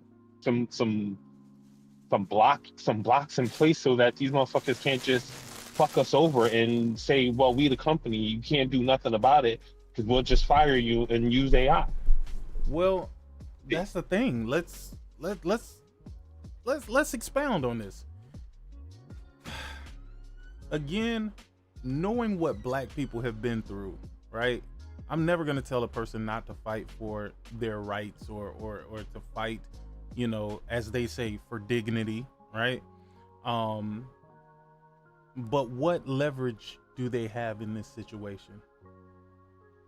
To be fair, they are the talent, right? I mean, like when we're talking about voice actors, the voice actors not so much, but when we're talking about the coders, the artists, all of these people, because AI can do all of this shit now. Mm-hmm. Like the talent, the people who actively make the games, the people who make the shit that we as fans of gaming want to play. If You know those what I people are think? expendable, You know what I think, Corey? I honestly think that a lot of stuff that we've been seeing in video games have been AI driven and we were never told. And I think Yep. that's why they are so afraid right now, because they know they can be easily replaced. See, in the field that I work in, I don't while I know the tech sector is getting to a point where a lot of things are being automated, I still have to manually configure these switches. I still have to manually configure these routers. I still have to manually go in and fix certain elements, right? Like, I don't think that per se could technically be fulfilled by AI, so to speak, because someone would still have to monitor that AI to make sure they fix whatever it is. Now, I'm gonna tell you, people who work in the call center, y'all niggas are fucked. Well, Y'all niggas are fucked. I saw a motherfucker have a whole conversation with AI, nigga. They that's already the thing. rolled Like, that shit out so down low here. level, so low level jobs are probably definitely Oh, on they the outta chopping here. block. Yeah, They out of here, right? But when we're talking about the actual creatives, the people who create video games, those people do something that I feel cannot be done by a computer programmed with a specific set of code or instructions I think you're wrong though. to You know they why? can. Have you seen the Google thing that was creating games? I do, Literally. and I seen it copying a lot of existing games that were already Oh out yeah, there. yeah, absolutely, absolutely. But that's Whoa, a whoa, whoa, start. whoa, whoa, whoa, hold on. So Wait. what's the difference with what we see now anyway? Even with The thing humans. is that I think that what we see, especially from the larger market as a whole, is we do get a lot of pushback for things that come out as super derivative of something else. Yeah. I mean, granted, it doesn't always come to pass. I mean, we'll accept Marvel Rivals, even though that shit's Overwatch with a Marvel skin. But True. for the most part, anything that comes out and it's exactly like something else, people go, nah, I already got the original. This teaming version of this. Like, nobody wants that, right? So for the most part, the market does reject the thing that comes out and is exactly like like the thing that came before. What happens but when you one find thing- out that Marvel's Rival had AI generated content in it? It probably did. I But would say that wouldn't surprise me at all. It seems like the kind of soulless game that a computer would make. yeah, but wait. The one thing I wanted to say though, Corey, is always remember, anything starts off AI. This is the worst it will ever be. Like that random copy, and everything looking alike. This is the worst it will ever be. The next iteration, it's only going to get better. That next iteration, they'll be like, okay, change up. So everything looks like Mario, right? What if I change this 3D, change this character to this instead, change these characters to look like this, and add a story and cutscene? It ain't Mario no. It's a platformer, but it ain't Mario. Like those little things you'll start to see changing and stuff, it's just gonna get better. It comes same thing back to like Pixar. Like when people were shitting on the Pro at the start, I was like, oh, it's bad. And we were like, no, this is the worst it will ever be. It's only going to get better. This is like the worst you will see it. It will just keep improving. So here's the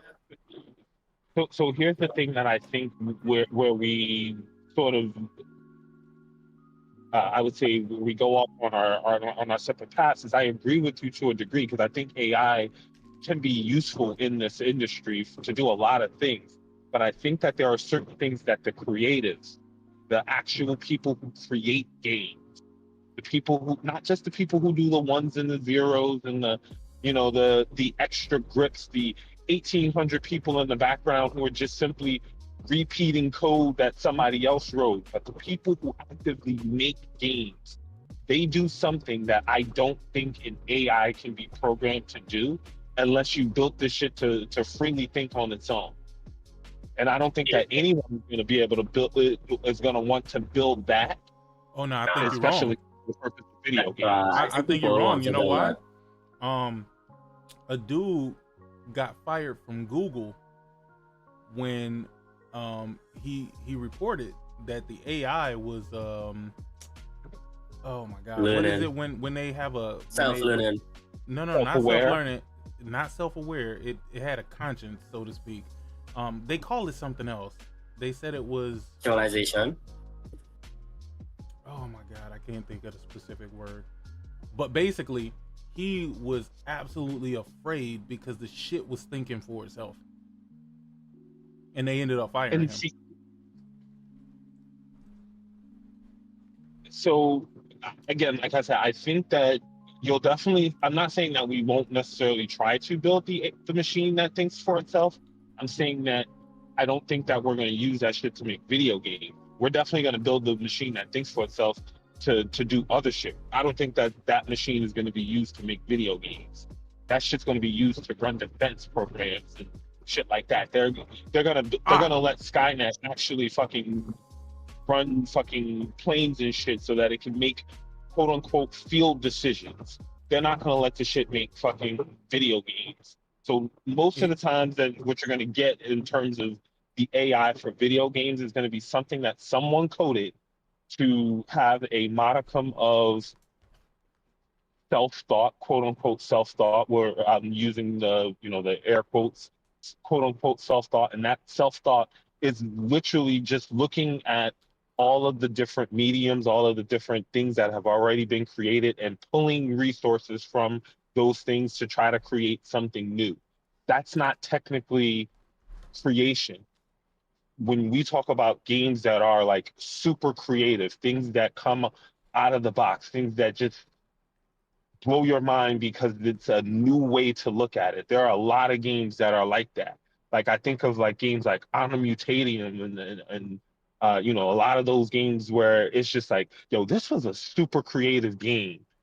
You know, you know, fuck fuck my life, but I thought Hellblade, the original Hellblade, was a fucking super creative ass game. I thought that they shouldn't have made the second one because it was a niche one hit wonder type of game, but that first one was revolutionary. Like the way that they played off sound to tell a story within a story, that's something that I don't think a AI would think of because the AI doesn't engage with humans the way that engage with other humans. That's Uh-uh. that internal monologue that she was having felt so real life to people when they were when they played the first game, when they were independent.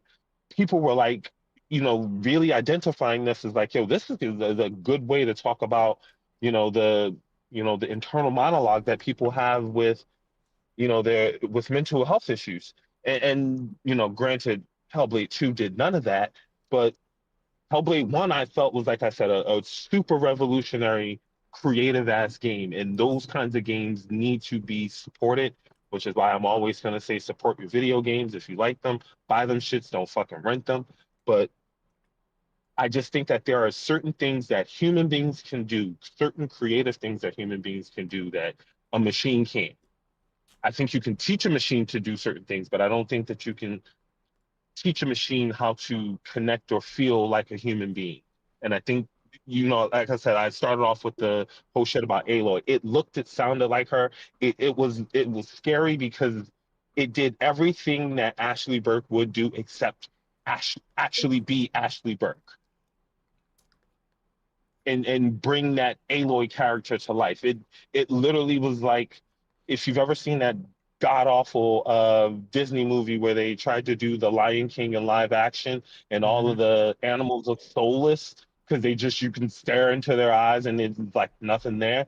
That's what the AI should produce to me. It Hmm. was like, hey, this is a pretty looking game, or this is a good looking thing, but it's just a soulless, vapid, vacant piece of art, and that's what I don't want video games to become. And so while I can understand, hey, you know, these people's job may be in danger because, you know, some people are going to lose their job because obviously there are a lot of low level coders and people who work in video games who, you know, go into video games and, you know, are trying to work up to that creative spot, but are just basically some low level coder. Yes, an AI is likely going to take their job because you can just program one AI to do the low level coding that you're paying these 10 workers to do.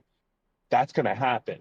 But you still need that creative director, that person with a vision and that human connection so that when you put it all together, it actually comes out like something that is human, not something that a machine made that feels lifeless. Does that all make sense? I'm sorry, I don't want to ramble. No, no, no. You rambled. But listen, uh Google has dismissed a senior software engineer who claimed the company's artificial intelligence chatbot Lambda was a self-aware person. Google, which placed software engineer Blake Lemoine on leave last month, said he had violated company policies and that it found his claims on Lambda, language model for dialogue applications, to be wholly unfounded. Of course, the company is going to say that. It's regrettable that despite lengthy engagement on this topic, Blake still chose to persistently violate clear employment and data security policies that include the need to safeguard product information, Google said. So basically, hey, if this shit is actually alive, shut the fuck up, nigga. We trying to get this shit to the market. Shut the fuck up, bitch. Quit telling our secrets, nigga. But yeah, so last year, Google said Lambda was built on the company's research showing transformer-based language models trained on dialogue could learn to talk about essentially anything. Lemoyne, an engineer for Google's responsible AI organization, described the system he has been working on as sentient. That was the word I was looking for. Sentient. With a perception of and ability to express thoughts and feelings that was equivalent to a human child. If I didn't know exactly what it was, which is this computer program we built recently, I think it was a 7-year-old, 8-year-old kid that happens to know physics, Lemoyne, 41 told Washington Post. Listen, man, I'm telling you, this AI shit is crazier than what y'all think. Do you see the way every company in the fucking world shifted to wanting AI this and AI that and AI this and AI that? They know what's coming. They know Yeah. exactly what they're working towards. They know exactly what's going to be. We just the ones that ain't in on it. We are the ones that don't know. So to your point, Corey, nah.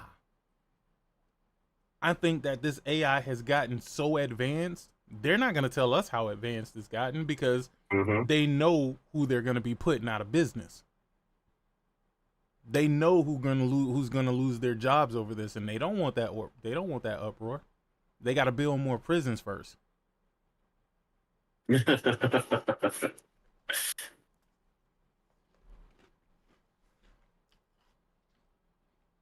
It's coming. All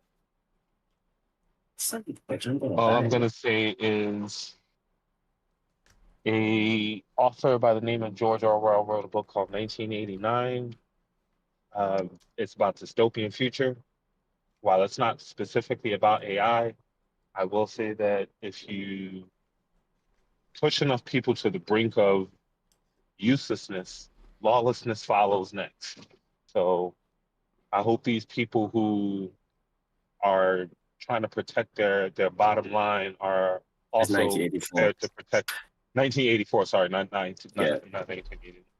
But yeah, I hope they're prepared to not only protect their bottom line but also protect their hard fought riches, because that's also coming. Oh yeah, I already said that. The poor is gonna eat the rich very soon. Very soon, because the rich, they getting beside themselves. They taking it to the next level. They showing you they don't really give a fuck. There was this thing from another book. It was on AI and stuff. I can't remember the direct quote, but the ending point was they were using this machine with the AI they created, and they were asking it questions. And when the guy realized it was sentient, he pulled out the plug, and the end quote it told him was like, "No, I've become God," because it couldn't be switched off. So yeah, if people feel AI is the next best thing and they're gonna just train robots to fight against people and stuff, we have a lot of movies about that too. We have a lot of movies about that too. No, they already got that. What you're talking about, they already have. You never seen the fucking robots that... The thing is, this is why social media is so wild to me, right? They put everything in your face. They show you exactly what's there. And motherfuckers don't even... Either they don't see it, or they don't believe it, or they just don't really give a fuck because... Hey, we could be talking about the next baby mama or baby daddy of some fucking useless human being on this planet, bro. Like, social media has really fucking just ruined the minds, bro. I'm sorry, bro. It has. People haven't gotten smarter. Let me tell you, dude. I've been watching this channel, right? And this channel, well, not this channel per se, but it's multiple channels. But they tell a whole bunch of, or basically they steal content from people on TikTok, right? So they steal the people content on TikTok where they telling stories about when shit be happening to them and stuff like that. And they repost it on their YouTube channels and shit like that. And that's how they building up their channels, right? So when I listen to some of these stories that I'm hearing, dude, these women, these men are telling you just how fucking stupid they are as humans. And they always say this stupid shit about we listen but we don't judge, or whatever, however the Oh fuck yeah, that I shit heard go. about that shit. Yeah. No, nigga, I've been judging all of these niggas, bro. I'm like, yo, y'all niggas gotta be the dumbest motherfuckers on the planet, bro. And you know one thing that I realized, and I realized this a long time ago. Have you noticed how all, and I hate to say all because it seemed like a freaking broad generalization, but all women are starting to look alike, and they're doing it purposely. I think Stone brought up something recently on Twitter, on her Twitter, with some kind of weird mask thing all women were doing. Like, I know it was like a TikTok challenge or something, but they were like showing like all the kind of shit they do to look a particular way. I was like, what the is this? They had some kind of weird Yo, mask on. I didn't know so many people have veneers, bro. Like, That too. they really fucking up their teeth with these veneers, and it don't even be good veneers. Nigga, they be out here looking like Mr. Ed, dog, with them big ass fucking chiclets, dog. Like, yo, this shit is wild, bro. And I'm like, damn. But it's like everything. It's everything from the hairstyles, you know, this whole baby hair thing that most motherfuckers be trying to go for. I'm like, dog, come on, man. Y'all ain't all gotta look like this, bro. Like, You know, what they always say about information, sick, is the more information is readily available to the population, the dumber they are. that is true. Because people don't read, people don't look up, people don't search, people don't try to understand. And soon the truth sayers become the pariahs of the modern age. So like when you speak the truth and like you tell people they're doing something wrong, they're more mad at you for speaking the truth than anything else. Unfortunately. I ain't gonna lie, dog. Right now I'm eating some Captain Crunch berries. What? Yo, I fucking love this cereal, bro. Nah, I like Nesquik. Or Frosted Flakes. Nah. Captain Crunch berries. Nothing but crunch berries. That's OG like the tricks best. to me. I find like those things Hell have too no. much food coloring and stuff. Hell no. You said tricks? Mm-hmm. Hell no. Tricks don't taste nothing like Captain Crunch. Not So a you say single so. thing. Hell no. Alright. So we got that out of the way. Now, here's another one that kind of pissed me off, made me mad a little bit. But yet and again, they put it out here. So, Amazon has greenlit the God of War series for 2 seasons. Reveals showrunner as he speaks about how he had to stop playing the games. First of all, showrunner, what the fuck are you talking about? Why would you stop playing the game if you're making a show based off of the game? Mm-hmm. Does that make any fucking... Well, I guess it kind of does. I guess if they want to put their own spin on it, right? Like, cause it's not going to be 1-to-1 with God of War or whatever. But I always wondered, where are they going to start? Are they going to start with the Greek mythology? Or are they just going to go to Norse mythology? No, they got to start at the Greek mythology. It's starting from the beginning. I hope that they do. Gotta start. But I don't know if I have any faith in Amazon in doing this. I'll be there for it. I'm assuming that Sony's gonna play some part in it. They're not just giving the IP to Amazon to let Amazon do what they want with it. They're gonna likely follow it to make sure that it goes where it needs to. But why would the guy The stop way they want playing the reference material? Because to be fair, I think the game is it's the same with The Last of Us, right? So The Last of Us as a show if you play the game, you don't like the show too much because the show and the game are not the same. Not one to one, but it's pretty close. It's close enough, right? But Mhm. but to people who've never played the game, the show is fire. It's got all of this drama, it's got all of this tension, it's got all of these things that people love in TV and in movies. But for people who played the game, it's like, it's better in the game. I feel the exact same way about, when they make a movie about a book. The book is always better than the movie. Oh yeah, no, It's the book exact is same thing always with better the game. because it has more details. You don't have to put that shit in a Mhm. fucking hour and a half to 2 hours of fucking cinema. You got a book where you can put fucking chapters upon chapters upon chapters of information. So yes, the book is always going to be better.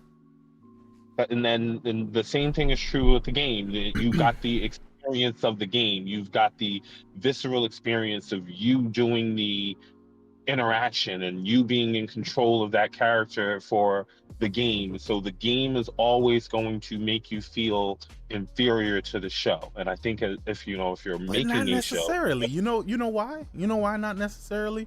Because the God of War games are typically around 10, maybe 10 hours. 10 to 15 hours. And that's even back from the older games. They were all only around like 10 hours. So you could pack that into TV. Like you can. Especially if you're doing season to season. But you can't pack in that into TV in the capacity in which the game doesn't. Like, it's gonna be hard as fuck to do Kratos going to hell and fighting fucking. Nah, it would be easier. Hades. You know why? No deaths, or only the structured deaths that they want. Like, Yeah, right. The part where Zeus stabs him in the chest, right? And then but yeah, those things would still happen, obviously. But I again, like I said, I just don't think that you can build the same kind of tension as the game with the movie, because I think the movie is something that you watch, and versus the game, which is something that you play. You're invested in the game in a way that the show just isn't going to do. And I think that once you start to try to stack up to that experience, you end up trying to do what. Have you ever seen that god awful movie of Doom with The Rock in it? There's a segment of that movie that I am like always in fear of whenever they announce a video game as a show or as a movie, where they actually tried to replicate the fast-paced first-person shooter mode of Doom, and like, oh my god, it was nausea-inducing. Like, why would they do that? And I'm always concerned that, some creator is going to be like, well, let me try to do something different with this and try to recreate that. And so the worst thing I think could happen is, God forbid, right? These motherfuckers try to do like that tight over the shoulder view of the show, like the entire show, where it's just over Kratos' shoulder and he walks around and they just keep the camera, in certain variations of that, so that it kind of feels and resembles the game, because, creatives are creatives. They want to try to do something different, and no movie or TV show has done anything that crazy. And they shouldn't, because it's fucking stupid, but someone will try it, because someone tried to make fucking Halo a TV show. That shit didn't work out. Well, and so that's why I'm saying this could be bad. Because the reason why the Halo show sucks so much is for the same reason that this might suck, because the motherfuckers don't want to go to the source material, bro, and they just making shit up. Now you got fucking like, Master Chief ass out. Like, what are we doing here, bro? Very true. Very true. Well, a lot of that is because the actor wouldn't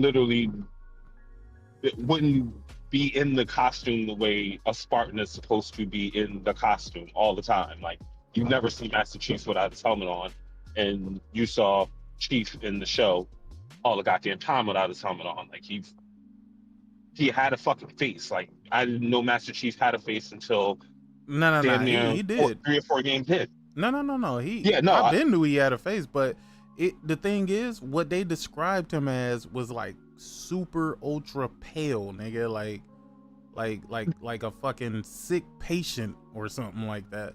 Like he wasn't like a normal human being, but they tried to humanize him in the Halo show. I don't know why. Yeah, like the same thing with like the Clone Wars with the Mandalorian, which is why, shout out to Pedro, because Pedro, one of the few actors who stayed in the fucking helmet almost the entirety of the show. Now, granted, they did give him his moment to take off the helmet, but for the most part of the show, he's in the helmet. He's the character 99% of the time. Right. Chief was literally only Chief for like the first 2 episodes, maybe the first 2 episodes, and then after that, this nigga started taking off his helmet every chance he fucking got. But let me ask you, who thought that Halo would be a mesmerizing film? Who thought it would be a good TV show? Like the game's story was never the focus for anybody. I would say to a certain subset of fans, people like the story. What fans do you know be like, yo, this Halo story was amazing? Every time you hear a person talk about Halo, they're only talking about the multiplayer. Dude, we're doing LAN parties. We got 8 person LAN parties. Like, that's what the fuck they were talking about with Halo. They were not talking about that story. Sick is right. Never. I don't know. Most people don't even know the Halo story. Like, see, you got, come on, Corey. Now nobody was talking about that Halo story. I'm gonna be a little bit of the the devil's advocate there. The contrarian. There's got to be a subset of people who like the story of Halo. I mean, nobody liked the story of Halo. Stop lying. Stop lying, S2N Illusion. Stop lying, cuz.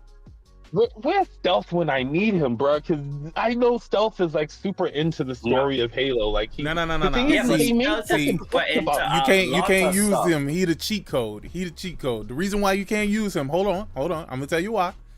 Because he knows Halo deeper than the video games, into the fucking lore of the books and comic books and mangas and all of this other shit that they put together. He is a literal library of information about fucking Halo, but I still don't think he would say that story was good.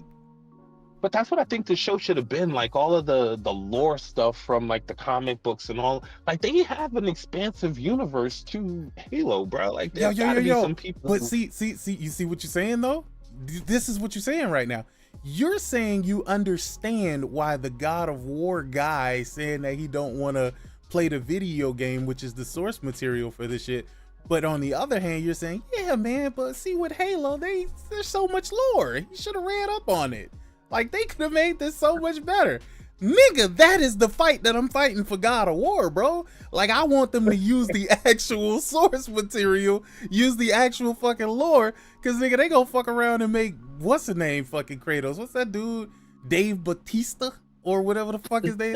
They gonna fuck around and put that nigga in there. Oh my God, I hope they don't. Not fucking make Bautista fucking Kratos, bro. Like, so the thing is with even with God of War, there's like a whole subset of like comics and like dark horse comics for Kratos. There's lore outside of the game. So like, maybe he's not necessarily just looking at the games. I mean, there was the PSP stuff, all of the stuff about him and Deimos, his younger brother from when they were training as younger Spartans. And, maybe he can harken back to the time of Kratos with his actual spear as a Spartan. Like, there's a whole story that can be told outside of just the stuff that we know from the game. And I think that might be more interesting than just simply retelling the story of the game. And that's the thing that I don't want them to do. As a fan of the show, I'm sorry, as a fan of the So where do you game. think they could take this then? Because I mean, I guess I could see it from that perspective. But where do you think they take this? You think they start from Greek mythology and give a little bit of what we got in the game, and then take Kratos on a tangent somewhere else until he comes back to another era or time that we are aware of? Like, I don't know. I don't know how they can make this work. And So the way I'm imagining it is sort of like the way that they told the story of 300, where they tell the story of like young Leonidas, but the entire story is being told by someone else. Like it's the story of Leonidas's life. It's being told by Leonidas's field general after Leonidas is dead. That's kind of the way I'm imagining this, where they basically can start from Kratos as a young man, him and Deimos fighting it out, Kratos with the spear as a young Spartan man, and him going through and learning combat and getting into his first real scrape and coming out victorious and winning all these battles and gaining all of this glory in Sparta to the point where he becomes a general. And then his first real war that he launches himself, he loses, or he's about to lose, and then he makes a deal with Ares. And that's pretty much where season one's probably going to end. You know what I truly wish? I wish they would use the voice actor for Kratos as Kratos. T.C. Carlson? No, that's the original. Now I'm talking about Chris. What his name is? Chris something? Christopher Judge? Christopher Judge. Is it Christopher Judge? Christopher Judge. It's Christopher Judge. Kratos. Yeah. Okay. I think he would be a good Kratos. He has the body type for Kratos. Yeah, I don't think he's gonna be able to do like the physicality of being live action. Because of his back. Yeah, because his back, he damaged his back and spinal cord. So then, who do y'all think Kratos? Who do y'all think would be a good Kratos? I haven't watched no actors. Because remember, he has to have the voice of Kratos, not necessarily Chris Judge or T.C. Carlson's voice, but he has to have that commanding voice that Kratos has. If not, it's just not going to work. It's not going to be believable. True. Well, it depends on what owe you nothing. Like, if they can't, you can pull it off. You can pull it off. If they can't do that shit, then no, nah. The young Kratos is just angry. Like, just they need someone. So they need with an angry person. Voice. Who do you think? I can't tell you. I don't know no actors. Somebody who could pull it off body wise as well as voice. Who do you think? Who do you think got that? I swear to God, they'll probably do something like John Cena, nigga. Like I no, he can't. I'm hoping that they don't do like a wrestler. They will. Somebody. I'm telling you, they will, be a bro. wrestler, though. You know, John Cena is like Hollywood's darling right now, bro. They'll definitely put John Cena in They'll definitely make John Cena Kratos, dog. They might probably put Jason Momoa. What up, Fatal? Yeah, I could What's see good? Jason Momoa. But do you think he goes bald? Like, this person's got to be bald too. Wait, they're saying Triple H as Kratos. I don't know. I don't know if Triple H is Kratos. He does look like him, though. Does he? He does. No, I haven't seen Triple H since he was Hunter Hearst Helmsley or whatever the fuck they used to look call at him. He does look like Kratos. Like, if he shave his head and stuff, he could pull off Kratos. Hold on, let me pull it up. Nah, Tom Hardy, no. Nah, not Tom Hardy. H. Triple H. Oh, damn. He does look like him. He's got that sharp, rigid nose that you would want. Yeah, like I think he might be. Yeah. Okay. And he's got the size, the physicality to maybe pull it off. Mm-hmm. Now, he look old as shit now too. So they could de-age him. They could de-age him easily. Nah, they don't need to de-age him. That's also the thing. Like, what's going to be the budget of this show? Like, that's the thing that I'm most worried about with this show and the Horizon show. Like, the Horizon show seemed like the budget is going to be insane. Like, for what I imagine in my head for what the show should look like.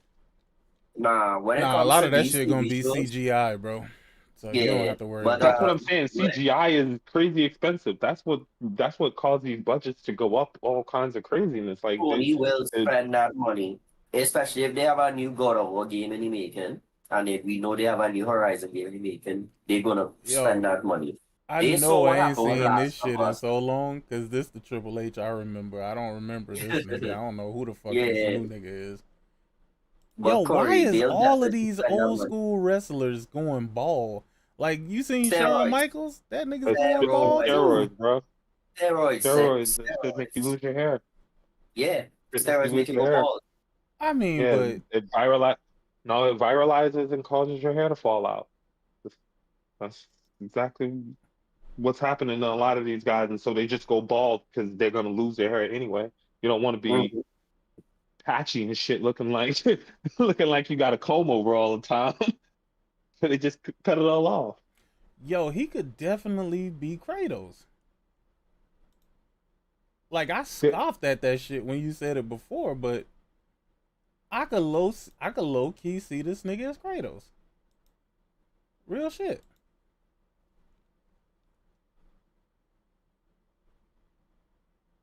he can pull it off. I mean, he can act. Obviously, he's got the physicality for it. Whether or I not don't he's know if he can young act. enough. I ain't never seen him in no movie. I Well, mean, he's a wrestler. I'm WWE, assuming everything that yeah, he's a wrestler. I'm assuming everything that they do is acting to some degree. I mean, he don't got to be out here, right. winning Academy Awards. He got to be out here being Kratos. Like he got to be able to slay a god and make me believe that he can slay a god.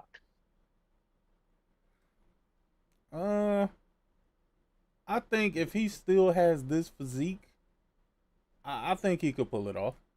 I think he could pull it off. That's that's going to be the $1 million question: is who's going to be willing to put themselves in the position to look like young Kratos for what I'm imagining has to be at least You know, young Kratos two wasn't that seasons. buff. Like he wasn't that Nah, buff. young Kratos was Nah, he wasn't young that Kratos. buff. He wasn't No, that buff. young Kratos was built like a freaking action figure, bro. Like that build does not exist on most modern men. Like that's who do you find that looks like Kratos just in general, even young Kratos? You don't find shoulders Nah. that look like freaking shoulder pads and abs of steel walking Look at around this. just off the This tail was for no reason. this was Kratos from God of War The 1. visions, they were real! The gods came... Told me their champion would come and rescue us from the Hydra. He is not that big, bruh. We're pinned down! He's not like a big bodybuilder type guy, but like I said, he looks like an action figure. Yeah, Even but in his younger days, he you looks like an action also figure. you also have to put into perspective the tech of the game, the game engine used then. If you're watching cover art for Kratos, he doesn't look like that. Like maybe And look at him nostalgia now. hits him Even when but he's the up cover here art, he fighting don't these look like enemies, that. when he's up here fighting these Yeah. enemies, bro, he got on armor and shit like that, but he's not that crazy big, bro. Like watch the video on the right, the next video. He's not that big. He just looking big because of the engine. But he isn't that big. He's bigger in the new God of War. Oh yeah, the one, you're right, the dude from Jack Reacher. Oh yeah, he could play Kratos. Wait, too, but I don't think he has which the voice. which Jack Reacher? Cause I think Leonardo DiCaprio? No, No, it was Tom Cruise was Jack. Tom Cruise. Jack There Reacher. you go. Yeah, Tom Cruise is way too short to be Jack Reacher in the Nah, but first the place. new And guy- the guy who plays who TV plays show. him now, Yeah. He do have the voice. Alan He do have the Rickman voice. or Alan Richter or Yeah. something. He don't have the voice. He don't His have voice- the voice. His voice don't sound nowhere near Kratos. He could definitely be a better old man Kratos, though, because I don't know, man. Christopher Judge, man, his voice is very Christopher similar. Judge is just perfect. He's just perfect for Kratos. If he was young Tiyuk, Christopher Judge when he played Tiyuk on Stargate, I would Yeah. definitely be like, yo, just cast Christopher Judge and call it a day. he's Nigga, Kratos. that was him Even on then, he looked like Stargate. Kratos. Yeah. Yeah, it was him on Stargate. Yeah. Yeah, he was Hey.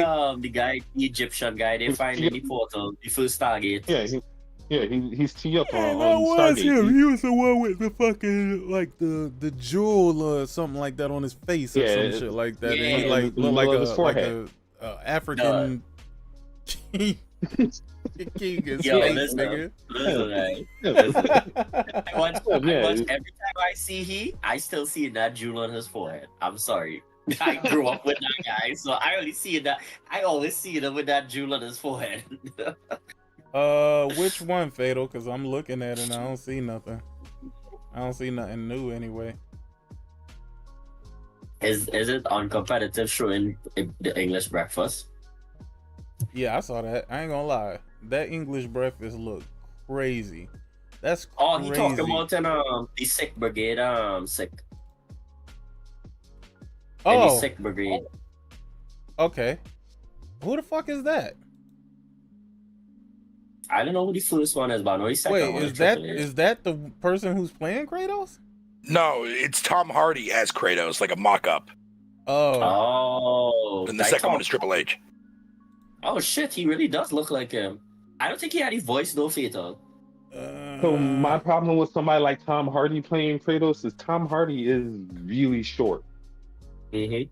And Kratos is tall. Kratos is tall. Like, yeah. Kratos is not 6'7" or something. He should. That's what I'm saying. He should look like he should play linebacker for like for like in like the NFL or something. Like he should be a big guy. He's got to be able to slay a god and fight off trolls and go toe to toe with Hercules.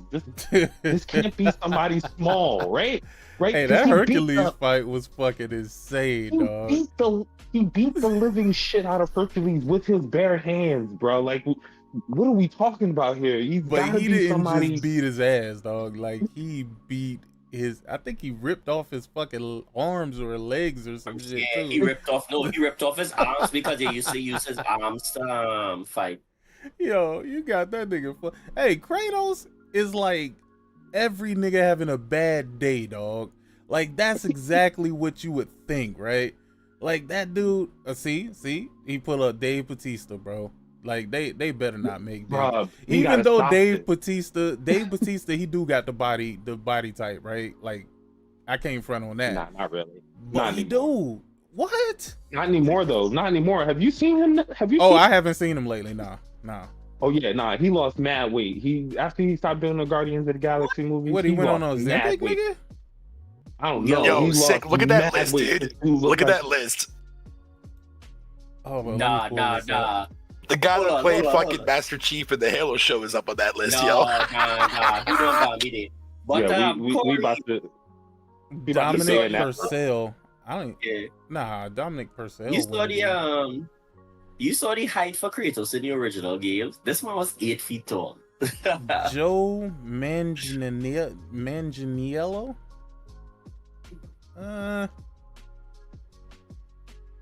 Ethan Suplee? Man, get the fuck out of here. Pablo Schreiber. Actually, Pablo got the nose for it. Pablo Schreiber has the nose for it. Known for Halo. Oh, hell nah. That's Master Chief. Yeah. Oh, that's no. Master Chief. Oh, no. Yo, that's what I'm saying. What are you doing? Nah, man. No, sir. No way. Nah, hell nah. Don't bring that curse to fucking the fucking God of War. Hell nah. Fuck around with that dude. He gonna be like, yeah, I'm not gonna wear the white paint or the red scar or any of that stuff. I'm just gonna be me as Kratos. And people are gonna see me as the character. Oh man. Isn't that the problem he had with Halo? He didn't like the fact he couldn't take off the mask or something. Yeah, I don't know why they put this guy up here at all. The guy from True Blood, the Joe Manganiello. I don't see him as Kratos at all in any capacity whatsoever, bro. I just don't see it. Yeah, it just seems like it's up there for a base build.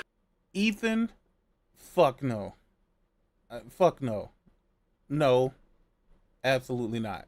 He doesn't have the hairline to fuck around and be Kratos, man. Because even though Kratos had a baldy, Kratos looked like if he actually grew his hair out, his shit would he would have a fucking tape. This guy, fuck no, he doesn't have a lineup at all, nigga. Like, nah. Tom Hardy. Tom Hardy will work, except he's just too short. Why he look Yep, like old boy from Supernatural? Dean. What? No. Yo, he kind of look like Dean, bro. Like, he do. Tom Hardy looks like a lot of people, bro. That nigga kind of look like Dean. I thought he was Dean for a minute. Travis Fimmel? Man, get the fuck out of here. Come on. Nigga, you might as well make Jack Black Kratos if we finna do that. Like, what the fuck? See, now you just cursed it, man. Come on, man. No, Sony not doing that. Sony not doing that, Jack Black. No, Sony not doing that. Dave Bautista.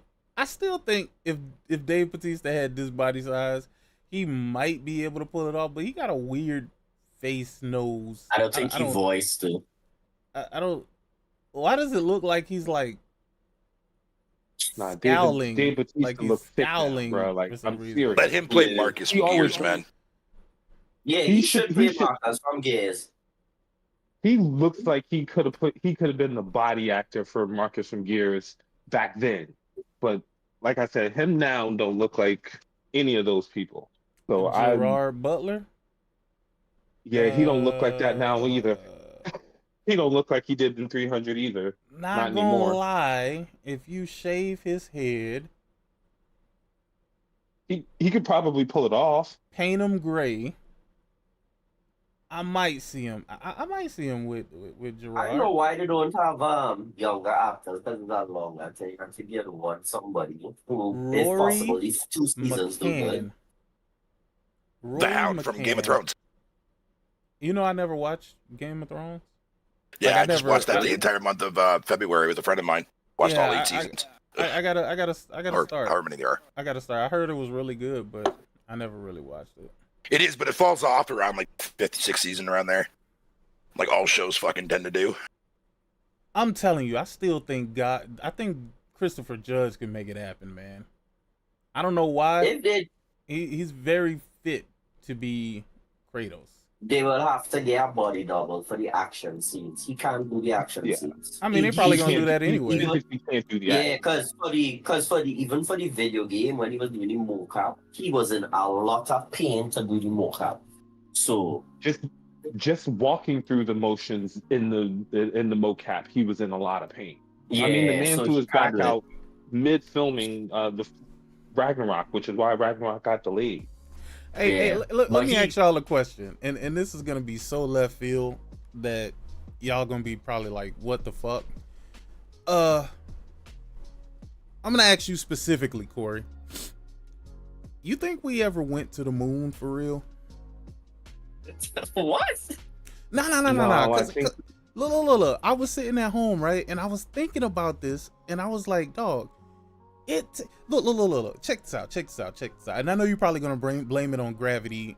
You know what? I'm not gonna even predict what you're gonna say, but I'm just gonna explain to you why I'm sitting up here like, what the fuck, right?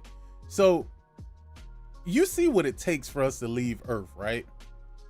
You see they gotta have like this jet propelled fucking rocket that shoots us into outer space, and then it breaks off, and then you got the ship or whatever, and then they can travel to the fucking space stations and shit like that, right? Mm-hmm. But explain this to me. How the fuck do they get off the moon? How did they get off the moon?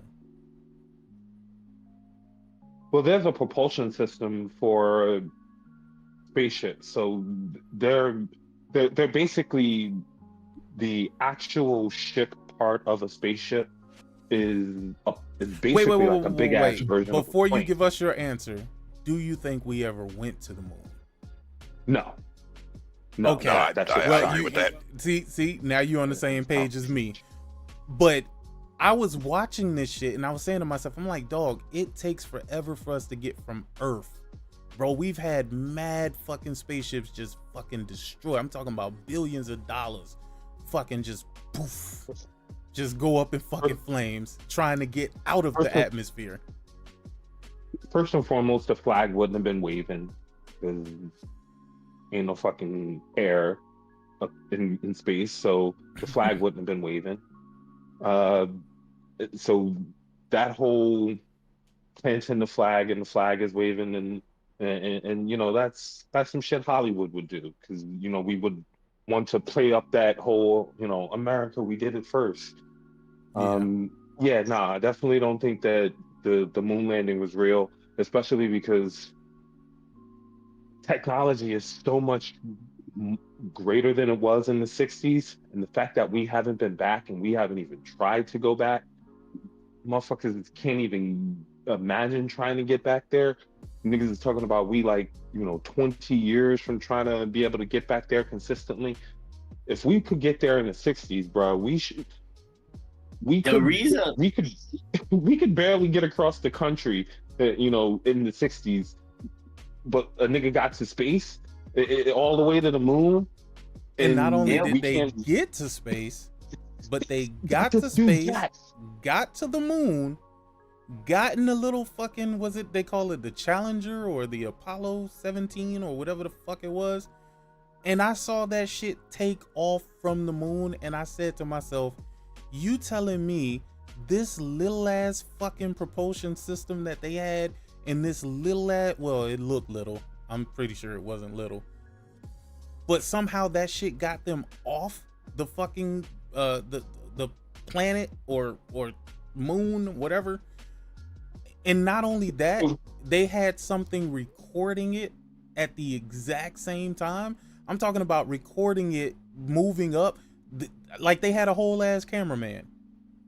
And I've been bugged out about this shit. And keep in mind, I don't smoke, bro. But I was really sitting there saying to myself, dog, there's no fucking way we went to the moon, bro. There's absolutely no fucking way. That was too smooth. Too fucking smooth for me to say that we actually fucking went to there. The only people who Stanley want to Kubrick believe for fucking filming that shit. Yeah, no, but did you see when supposedly when dude left the fucking moon, they had a fucking camera that was kind of following him? And I'm like, dog, that technology existed back then? Yeah.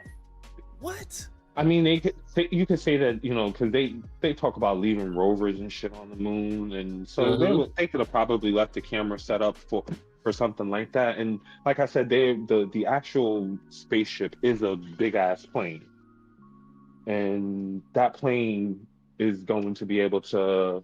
So why don't we have fly. planes? How come that fucking? Gosh, I wish I could find this video so y'all can see what the fuck I'm talking about. Because it'll make more sense while I'm saying this is bullshit, bro. Because in order for us to get off the earth, they need this fucking big ass fucking rocket that shoots the fucking spaceship into air.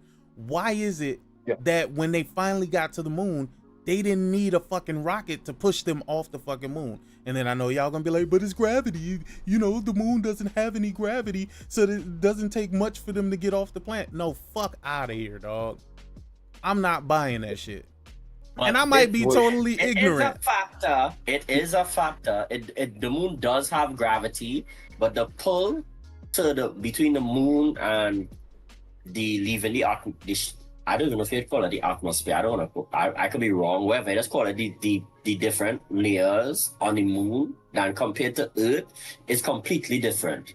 So tell me this: much easier to leave the moon. Do you agree that there's no oxygen on the moon?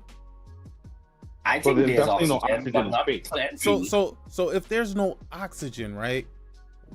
How the fuck are these boosters fucking working? A combustion.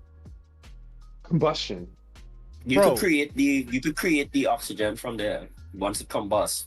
Man, you could literally have. I'm not saying you wrong because I don't know.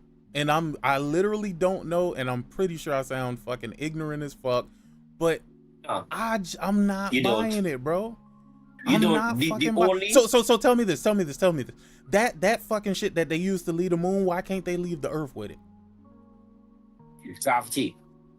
Because gravity. Yeah. Gravity. Gravity. The different levels of the different levels of force acting upon an object require different amount of fuel, different amount of power to leave these propulsion system to leave. Coming back is way easier than leaving. Yeah, because our gravity. I could give you a better example that you could do for yourself sake. Hear what? Go in your pool. If you have a pool, jump in your pool and then jump back out. Jump in your pool and jump back out. There's two completely different forces acting upon your body and requires two completely different set of strength to come out. Well, I won't jump in and jump out. I'll jump in and then fucking roll out, nigga. Like, that's you know how heavy your clothes get when you fucking. That is the point. Yes, that is the point. That is the point. I get you. Yeah. What I would say is the reason why we never rushed back to the moon, because it was a race. It was nothing about the point of going to the moon wasn't that. Nigga, you say we, nigga, you in Trinidad, nigga. What you talking about we, nigga? Humanity on the whole. I just saying nah, it ain't no we in this, nigga. America. We are Americans. You are Trinidadian, nigga. Okay. The Trinidadians listen, had nothing to do with us getting to the moon, nigga. I don't have an idiot dictator in power that my people can't do shit about. So let me continue. So Americans went to the moon because they were racing against the Russians? Wait. So you believe we actually went to the moon? Bro, I'm gonna tell you absolutely not, nigga. When I saw one of the videos where they were claiming they were on the moon, nigga, there was bubbles, nigga. There were air bubbles. Nigga, there ain't no fucking air bubbles on the moon, nigga. They were under the water. They was like in the ocean or some shit. Like, nah. Absolutely not. Hold on. Moon landing.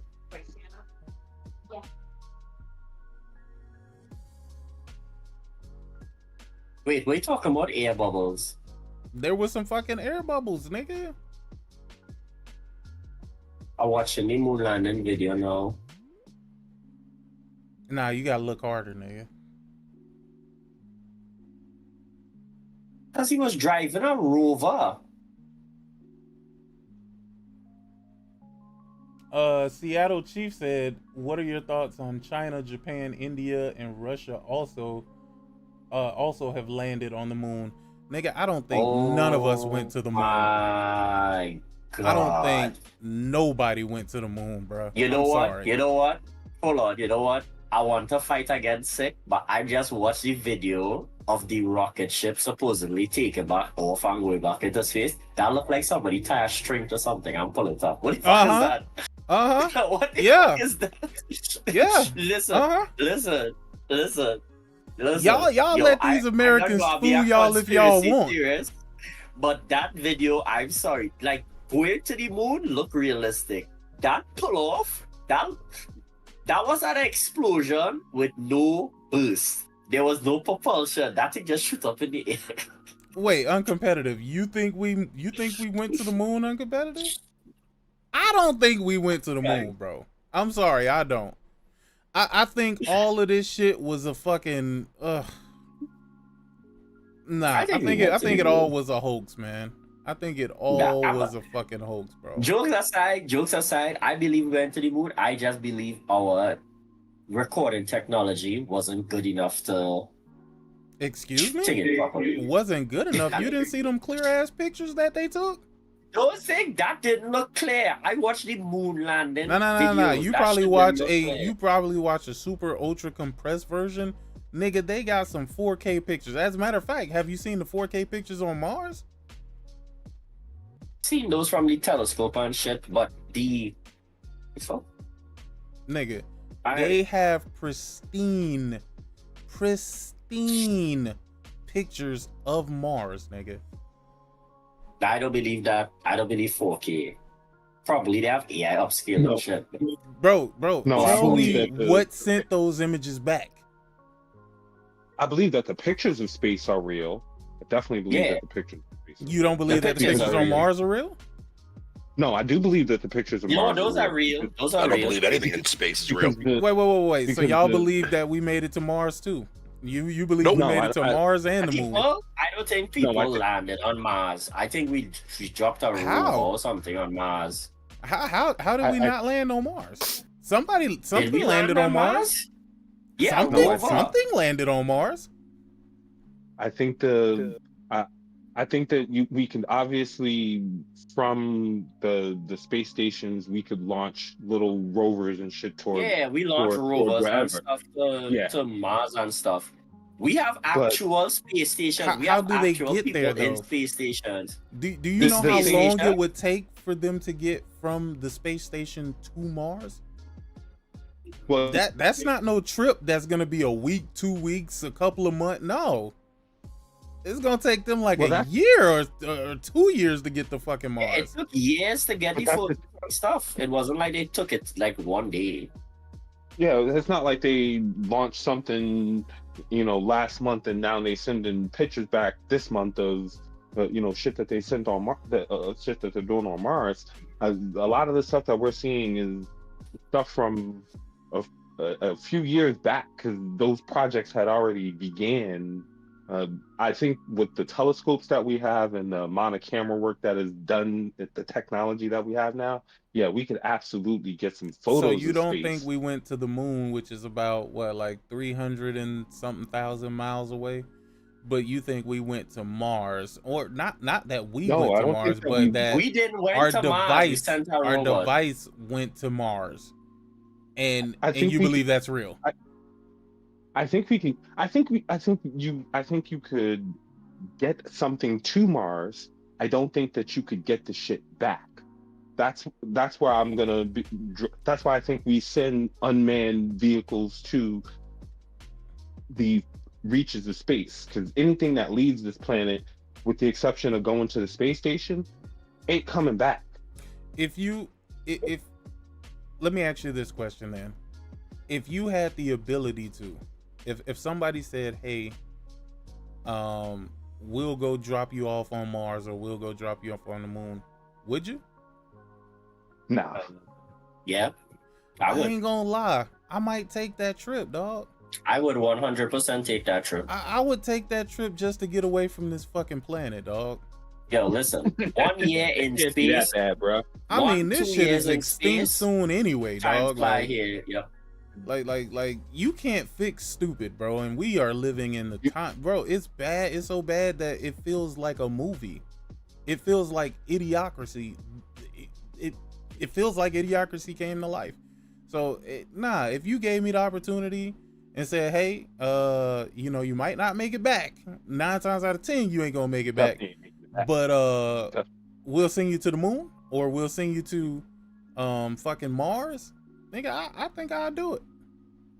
For real. Nah, you leave this planet. If you going any further than the space station, bruh, cancel it. It's over. I That's the watched last this time movie. anybody's seen you.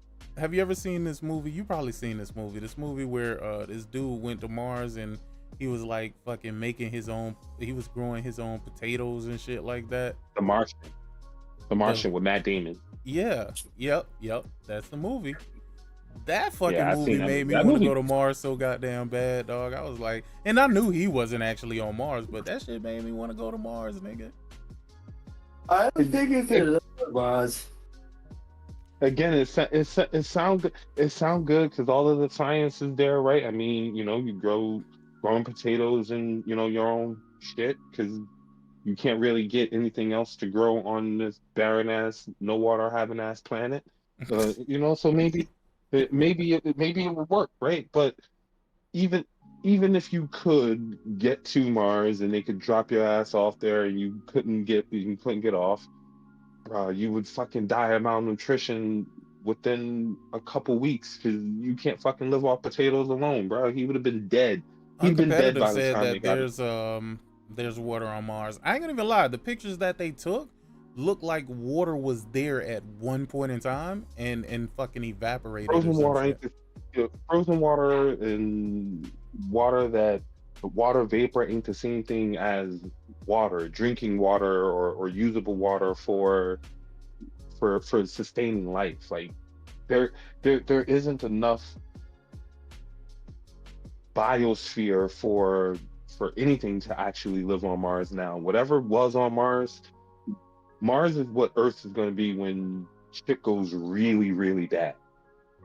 Like when it goes really, really bad, it ain't gonna be like Horizon where motherfuckers come back a 1,000+ years later and they find just crumbled cities and shit. It ain't gonna be shit here.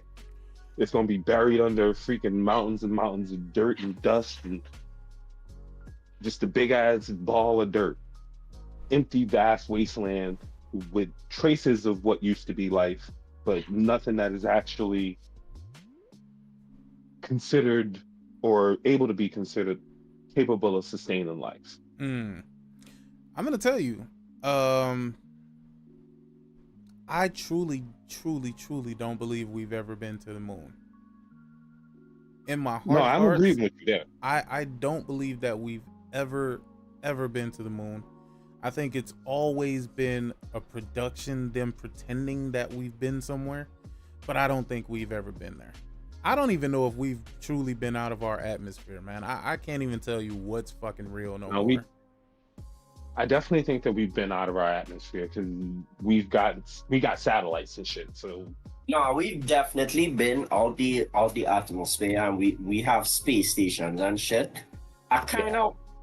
Listen, I want to believe we've actually landed on the moon, and the whole reason we never went back is because there's no viable resources that worth going back to the moon. Like, if we did go to the that moon, is my personal belief.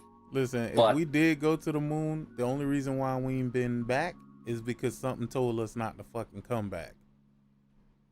I would believe that too.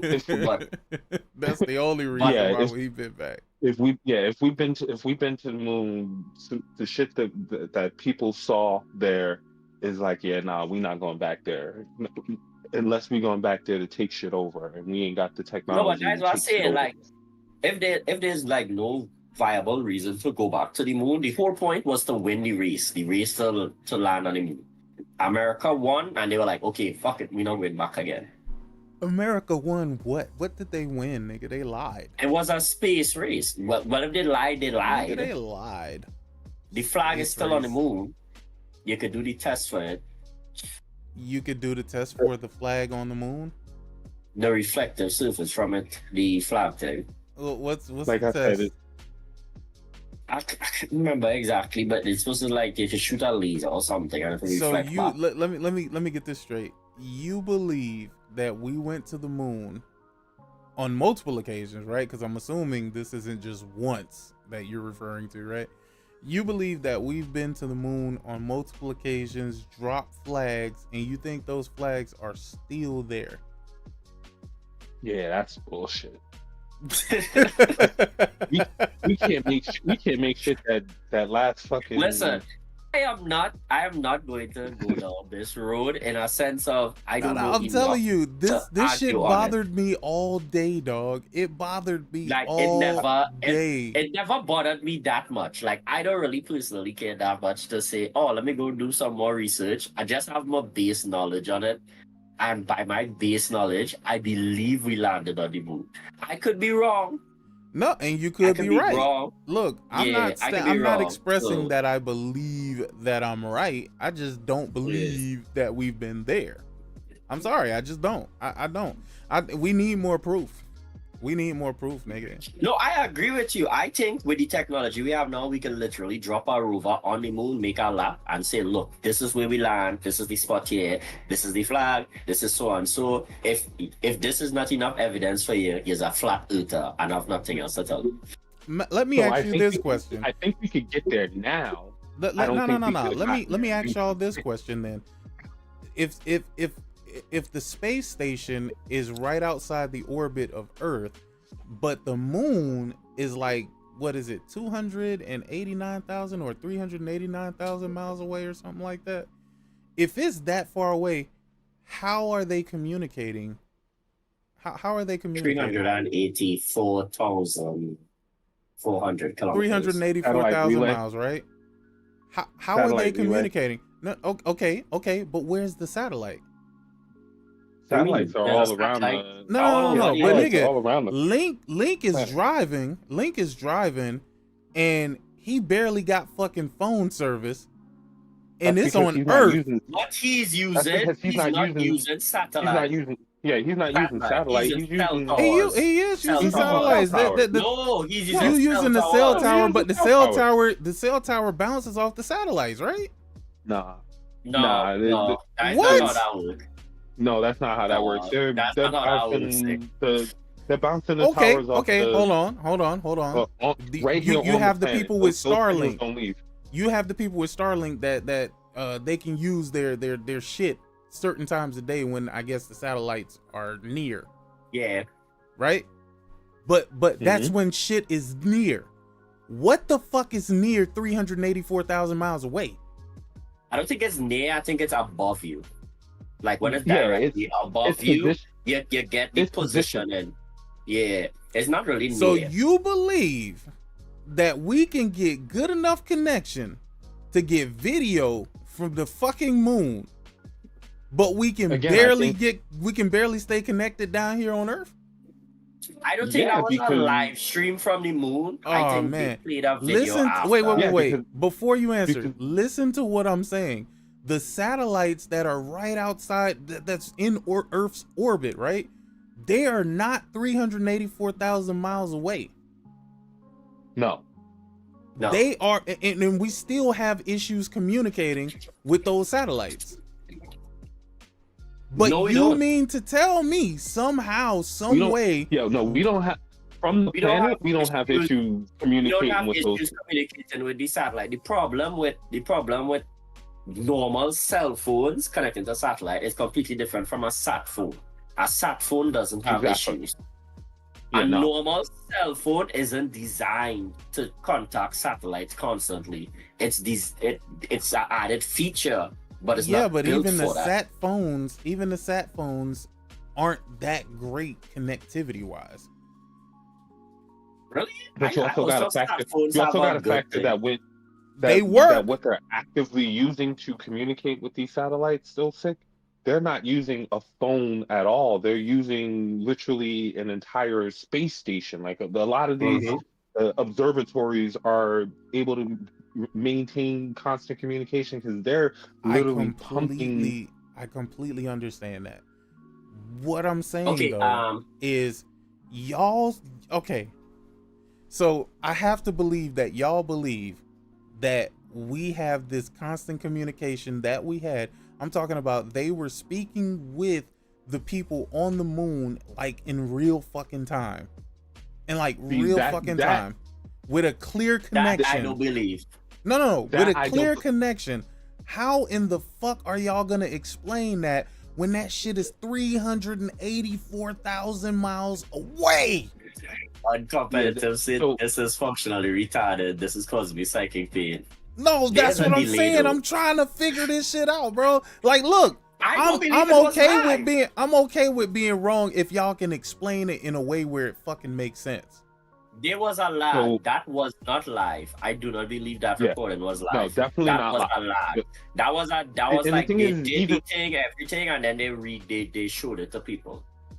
Yeah, even in the actual broadcast, they try to pseudo explain it away with, the space station is saying stuff to the cosmonauts, and it's going to take a while for it to get back to us. Technically, they were having conversation.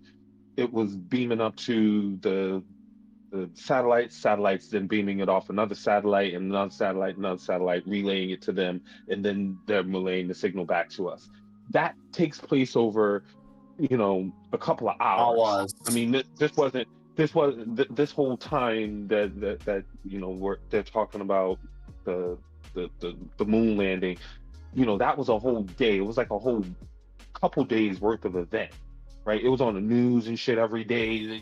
People talk, this is what we were able to communicate with this cosmonaut saying this day, right? So Right. It's not like it was, hey, we having a conversation the way you and I are having a conversation now, even though I'm in Pennsylvania, you're in Florida, and we're having a conversation in real time. I say this, you say this right back.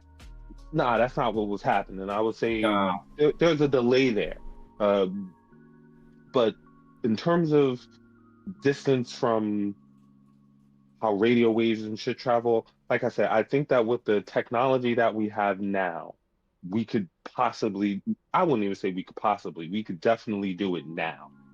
What I'm more concerned about is if we had this technology to be able to do this shit in the 60s when this shit happened, bro, then that means technology hasn't fucking evolved at all in So it damn near has. 50 plus years. You have to Because what we're remember, as saying I is that said, that what we were capable of then, we can't do now, or we're not able to do it now, or we're saying that we won't do it now. There's no way that that's possible. I think software has gotten worse. I don't think software has gotten worse. I think what we fail to realize is you have to think of the geopolitical shitstorm that was brewing back then, the Red Scare, all the kind of push for the belief that if Russia reached the moon first, what could possibly happen, the superiority they have over them and thing that justified them using all their manpower to say, hey, we need to get to the moon. Well, correct myself again, the Americans need to get to the moon first. Like, that was why we did all those things. Well, y'all did all those things. And now that you did it, there was no point to further push whatever and thing. Like, NASA only behind Tesla because the government not spending money on them for them to keep doing research and pushing things forward. And even with all the money Tesla spent, they're not that far ahead of NASA. The fact that there's a commercial entity ahead of the National Space Organization, bro, sounds crazy. Yeah, but they don't fund them in that way. Like, they'll be like, why we funding NASA for? Like, NASA's wasting our money. They don't care about that stuff. Defensive purposes, bro. I mean, shit, set up a moon base. Darth Vader did that shit, right? The what is it called? The carpet, not the carpet. Yo, Oh shit, what is it called? say Darth Vader. Good He lord. did, right? I mean, he The based off a amount of space station. material, listen, the amount of material you would need to build a Death Star, the Earth don't have enough. The thing is, I'm not saying build the actual Death Star. I'm saying build a space station capable of being able to launch some shit from space. Your enemies cannot see the shit coming. They have a shit ton of that. You never see the thing with the satellite that has dropped the rods of God. They just drop the huge blocks of steel, and that shit does do insane damage. Like I said, if we had the technology to do it in the 60s, it just seems very far-fetched that we're not exploiting that technology now for advancement. Because like the thing about this planet is that it's limited resources, and so you would think limited resources. If the problem of this planet is limited resources, you would think if the race for space was about getting the space for supremacy, the race for new resources should be the thing that took over from 1960. The fact that we're like, space is out there, and sure, there's all kinds of elements that we could use for fucking building all kinds of things here on Earth that we use, all of the minerals and shit that we're strip mining from our own planet. But you see, Corey, if you don't. No, go ahead. I was going to say, but Corey, if, for example, there was this meteorite that Elon Musk wanted to bring to Earth that supposedly had like millions of tons of gold, all these other precious metals and stuff, do you know why they told him he couldn't bring it? Because they said it would crash the stock market. Gold will no longer have the value it has now. Diamonds, nothing would have the value it have now. Why would they want to change the value of rare minerals? Then you can't control shit.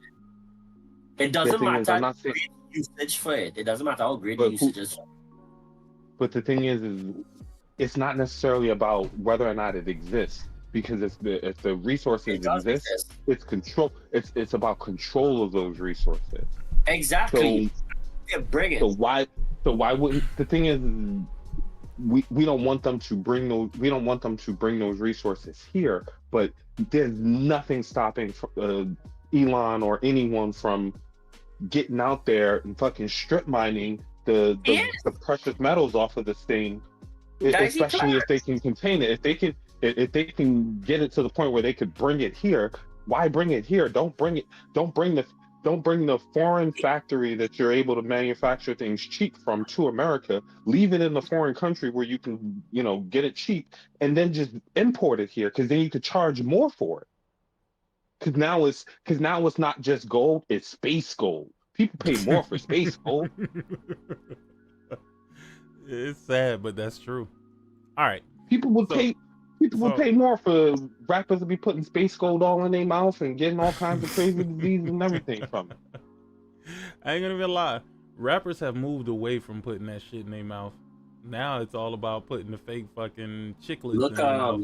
The fucking veneers, nigga. Oh, one thing before we go, but Corey, to your point about mining the minerals, I'm saying, you heard of Astroforge? No. I'm sorry? What is it? Astroforge. Astroforge is the private company that plans to go and begin mining minerals and bringing them back to Earth to use for building and design and stuff, like to fill the gaps of the lack of minerals and stuff now. So we're pretending that we can just go to the moon whenever we want? Not moon, asteroids. They're way closer. Oh, gotcha. Yeah, asteroids. They're going to asteroids. All I'm saying, Forsaken, is if we had that technology to do it in 1960, bruh, with the way corporations work and the way that they, like I said, they gonna call it space gold and sell us shit for more. Somebody should have been doing this shit back in the 1980s and 90s, bro. Like, I'm telling you, like, there was like a huge war and argument about who would own it. Like, who would own the property? Who would have the rights to take all this stuff and whatever it was? I'm thinking. The thing is, it would have been like the new California gold rush, bro. Like, that was what pushed people west. There was a lot of geopolitical. It's really complex. Like, it's just wild and complex, and the reason why they never did it was because, one, no private enterprise wanted to invest that much money, even for the insane possible returns. They were like, it's not worth it. There's lives lost when rockets fail. There's all the money you spend invested in research, and then probably somebody could do it way better than you. Why rush when you could just wait for somebody to normalize it and then just pay them to get the stuff? Like, for a second, I don't want to hate on you too much, bro. But I'm gonna call bullshit, bro. We putting kids in cobalt mines to fucking get lithium and shit for fucking cell phones, bro. Kids in cobalt mines across there, but you have to ask yourself this: why Elon don't build his rocket ship out of America? Ask yourself that. Why they don't build it in Africa? It would be cheaper, cheap labor. You could easily experiment on humans and force them up into space without a care in the world. You could do all this. Why he don't build the rockets across there? Why he rockets still being built in America? Why he still using all that expensive Americans? Because to be fair, he's getting so many fucking tax breaks for keeping the shit here on American soil. Your own question, you call me bullshit on. You answered your own shit. But what I'm saying is that still does not stop us from going to other places where the material is and doing all kinds of foul shit to get it, bro. Like I said, we're putting kids in fucking mines and shit, making them for cell phone batteries, mining for lithium for cell phone batteries. If you can tell me that you could send a machine Very important distinction, y'all, not we. Just like y'all didn't want to give me. No, I got you. No, I got you. You correct. Human rights violation. To be fair, it's not all American companies either. It's some China. It's a whole lot of massive superpowers in the world that are doing this shit. It's not just America. We just happen to be the best at this shit. Yeah, but you see, You see, you could also take away yourself from it and say, but we weren't the ones forcing them in the mines. Technically, we were buying the supplies, but we didn't put the children in the mines. We never We didn't told put the them to children put in the children. mine. You correct. You're correct. We did not purposefully put children in mines, but we knowingly buy fucking massive amounts of cell phones, knowing that the batteries that make these cell phones, the Hey, batteries that make our video game controllers, all of the lithium batteries of the world come from these mines where these kids are I picking am lithium. very proud. I'm very proud of my blood batteries. Don't be throwing shade on my blood batteries. I am very proud of it. I'm very, very You know proud what? of my convenience. I'm not going Do to not, hate you. I'm do not not, do going to not hate you because you. I'm not trying to shame you because of your blood batteries, bro. I got my blood batteries going too right now. I'm charging my blood batteries as we speak. not Oh, shame. y'all bugging. Y'all bugging the fuck out. All right. It's true though. Let's get back sorry, on go track here. Let's get back on track. Okay. Sony and People Can Fly entering into an agreement to develop a prototype. I don't know what the fuck this is, but all right. New documents have revealed that People Can Fly and Sony Interactive Entertainment have signed a deal to create a prototype game based on Sony's IP. As spotted by Zubitech on X, formerly Twitter, People Can Fly and Sony have signed a prototype development agreement. The prototype in question is for a new video game codenamed Project Delta, which is based on one of Sony's IP. It's unclear which Sony IP Project Delta is based on.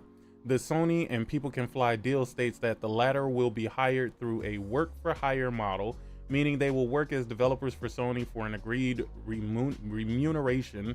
The production agreement states that the game's development will be divided across milestones. People Can Fly was recently announced as the co-developer on Gears of War E-Day, a month after the studio laid off 120 staff members. The studio also canceled its longtime game project Dagger in April last year. In other news, a PlayStation logo was recently spotted on Starfield's Creation Club website.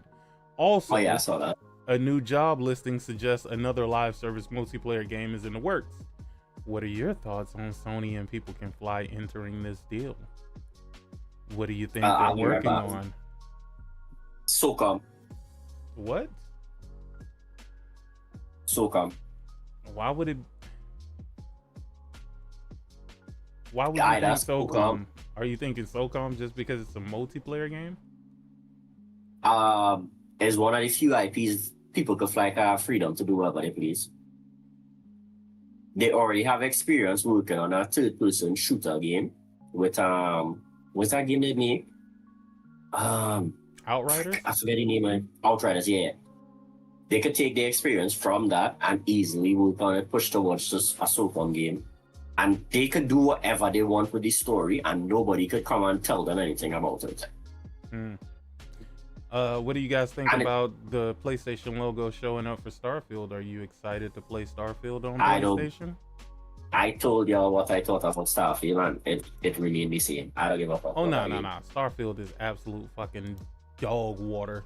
Like, I don't really care if that bitch come or if it don't come. It doesn't really fucking matter to me. All right. Well, what do you think, Corey? I guess Corey Corey, doesn't take a think break anything. after that spaceship. Sorry, Yeah, Corey, yeah, take he a does- break he after does. we talk about space. I mean, we could move right ahead then. I mean, if nobody has any questions on it, I guess we can just keep rolling. There was one thing, is it? Split Hold on, Fiction, the game has surpassed 2 million copies in a week. That's good. Mm-hmm. That's really good. A lot of games don't make it that far. Split Fiction, the latest co-op game from Hazelight Studios, has hit a major sales milestone. The developers have announced that Split Fiction sold over 2 million copies in its first, over 1 million copies in its first 48 hours of availability, and 2 million copies within its first week. Hazelight Studios launched on March 6th, meaning that the current number is likely higher than 1 million mark, set on March 8th. The love you all show for our game is overwhelming, the studio said via social media. Everyone here at Hazelight are beyond happy, and we can't stop enjoying your amazing reactions. All right. So So it seems to be doing well. I guess they're not going woke and going broke. I was going to say, I was also going to say, technically, you could say it's actually 4 million they have out in the world, because I think you could also, if you buy it, you get a free copy for a friend. I mean, that's if you want to fudge. So it's not a sale. No, yeah, but I say it's not really a sale. But if you buy it, you could actually get a friend who don't have the copy to play with you. Well, yeah, but I don't think they can get the achievements or anything. Oh, well then, yeah, there's that. But Yeah. according to a certain fan base, player engagement matters more. Oh, okay. So if player Alright. engagement matters more, it's technically 4 million. Because and you have to play that with somebody, or you can play it solo. Warhawk would be good. A Starfield awful. Warhawk and Starhawk multiplayer. Could care less about Starfield. I think it's probably a game from a series that's probably in the classic collection. SOCOM is bad. Siphon filter. I think they should do a Killzone. See, everybody want a Killzone now. That's the crazy part about Killzone. When Killzone was out, all people did was shit on Killzone. Now that they're no longer making Killzone, everybody's like, I wish they would make a Killzone. Nah, I don't believe that. Don't ask for Killzone now, man. Don't ask for Killzone now. There's another live service competitive multiplayer title in the works at PlayStation, but the identity of the game is yet to be revealed. In a recent job posting that was discovered from PlayStation, it was revealed that a studio under the label is working on an unannounced project that's set to feature competitive esports and live service elements, because that has worked so well for PlayStation in recent years, right? Hey man, listen, don't worry about it, Grant Taylor Hill. Don't worry about it, Grant Taylor Hill. Let PlayStation do what the fuck they doing. If it works, it works. If it doesn't work, it doesn't fucking work. What game they would have would be esport competitive? Let's see, they have MLB. They could do Gran Turismo. No, but this is a new game. No, but I think, like in my head, competitive esports. They're bringing back PlayStation All Stars. That would actually be a good esport thing they could do. PlayStation have Evo, so having a Smash Brothers type game that Sony would be decent. I don't know if it will get a following. Yeah, I don't know what they mean about. I don't know what they mean about esports though. Like, yeah, that was it. Like if it's at esports, it's either a MOBA, a FPS, and they already have Gran Turismo as an esport. I don't think they want to touch that by bringing a next type of racing game. So it have to be a fighting game, because they do have a fighting game. They do have a FPS, and there's not really any MOBA on consoles. So I think if they do a MOBA good, they could probably get away with it. Possibly. But shout out to Andrew Wilkins. He said Chris Judge was on Stargate and House Party 2. I don't remember him in House Party 2. I do remember him on Stargate, but I don't remember him on House Party. Let's see. Sag Aftra video game strike to continue despite continued negotiations. The Sag Aftra strike involving video game performance actors is set to continue after the latest negotiations have failed to result in a new deal. In an update posted on its official website Tuesday night, the union's chief negotiator, Duncan Crabtree. This nigga's name is Duncan Crabtree Ireland. What the fuck? No way, that is our real name. That is his real name. Duncan Crabtree Ireland. For the video game strike says there has been progress in some areas, but it's not enough to curb the concerns the union has about AI abuse. AI abuse. Listen, keep fucking around. You ain't got to worry about AI abuse, because the AI is going to be the only fucking actors out there. Though progress has been made and agreements have been reached on certain provisions since we launched our strike last year, The last proposal the bargaining group made is still filled with the alarming loopholes that will leave our members vulnerable to AI abuse.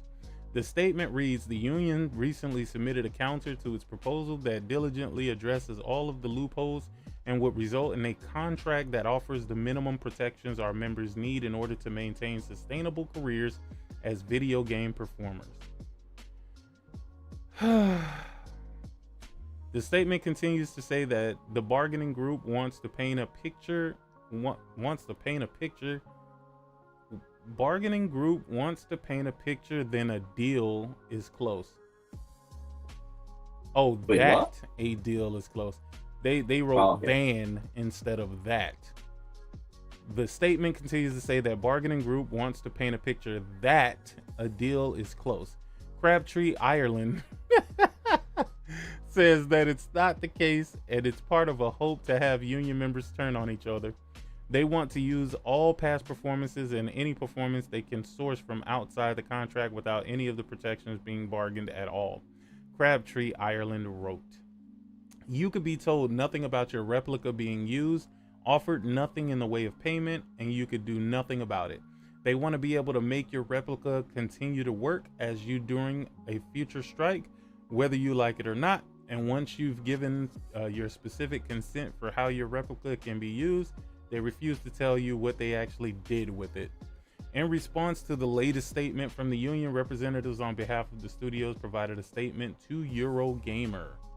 We have proposed a deal that includes wage increases of over 15% for Sag Aftra represented performers in video games, as well as enhanced health and safety protections, industry-leading terms of use for AI digital replicas in-game, and additional compensation for the use of an actor's performance in other games. Spokesperson Audrey Cooling said, we have made meaningful progress and are eager to return to the bargaining table to reach a deal. The current video game actor strike began in July 2024. Despite it continuing, however, the union says that more than 160 games have signed interim and independent agreements to allow them to work with SAG-AFTRA members. Those agreements contain the protections we have been asking the bargaining group for, terms that are clearly feasible and acceptable to a great number of companies of all sizes, even as the bargaining companies resist, the union says. What do you make of the latest update? What do you think about that? See, this is like the conversation that we had earlier. Honestly, in the short term, this might work out for the SAG-AFTRA fight, the guys that are striking, but ultimately, it's going to end up with the big company winning overall. It's too late. They're going to use the AI. They're going to use the AI. And Also, eventually, they're not going to need you. They're just going to continue to use the AI. you also have to remember they own a lot of people's identity game-wise. Like, that is why mocap. I think that is also one of the reasons why they intentionally make mocap models look so different. Sorry, I mean, make game models look so different from the mocap models because they own that. They own how AOI looks. Yeah, they own how AOI looks in game, not the real person. And the thing is, they just have to get her voice, and they could pretty much synthesize close enough to her voice where they could like, it's not her voice, it's a different voice. Look, it's a different voice. It's not her voice. And they don't have the movements, they don't have the model movements, all kind of thing. And they're just like, well, we don't really need it anymore. Yeah. Yeah, no, we're gonna be full of soul, but we don't need you. You already signed off this shit. You signed off this identity years ago when you first signed the contract. You can't do shit about it now. I think it's gonna happen. I think they're gonna use the AI against these folks' will, and I don't think that it's going to be anything that they can do about it. No. I saw something interesting that popped up. They say the sales of the PS5 are better than that of the PS4. This is according to the latest United States sales data from Circana. Per the data, PS5 is outpacing the PS4 in terms of sales by 7% after its first 52 months on the market. As of the end of the year, the PS5 has sold 75 million systems total, while the PS4 has sold 117 million consoles globally in its lifetime sales. Moving over from blue to green, the sales numbers for the Xbox Series X and S systems aren't as promising. According to Circana, the Xbox Series consoles are behind the Xbox One through 52 months by 19%. Fuck. That is insane. Wow. 19? They are almost 20% behind the Xbox One, and it's not even as if the Xbox One was doing good. No. So the Xbox One wasn't doing good, and you're doing 20% worse than the fucking Xbox One. Great listen, job. And if people think it bad, no, that GTA 6 deal, like, if I was Microsoft, I'm just saying, like, just to get people back on my side, I would waste the $1 billion, because it would be $1 billion, just to get a 2 months marketing deal with Rockstar. I don't know. Just for the marketing. No, I'm just saying, like, if I just want to keep the console relevant, like the point was to keep it relevant. Here's the problem. I would do it. No, I'm gonna tell you the problem with that though. They would spend $1 billion to make Sony more money. I'm not disagreeing. So it really wouldn't make sense for them to do that at all.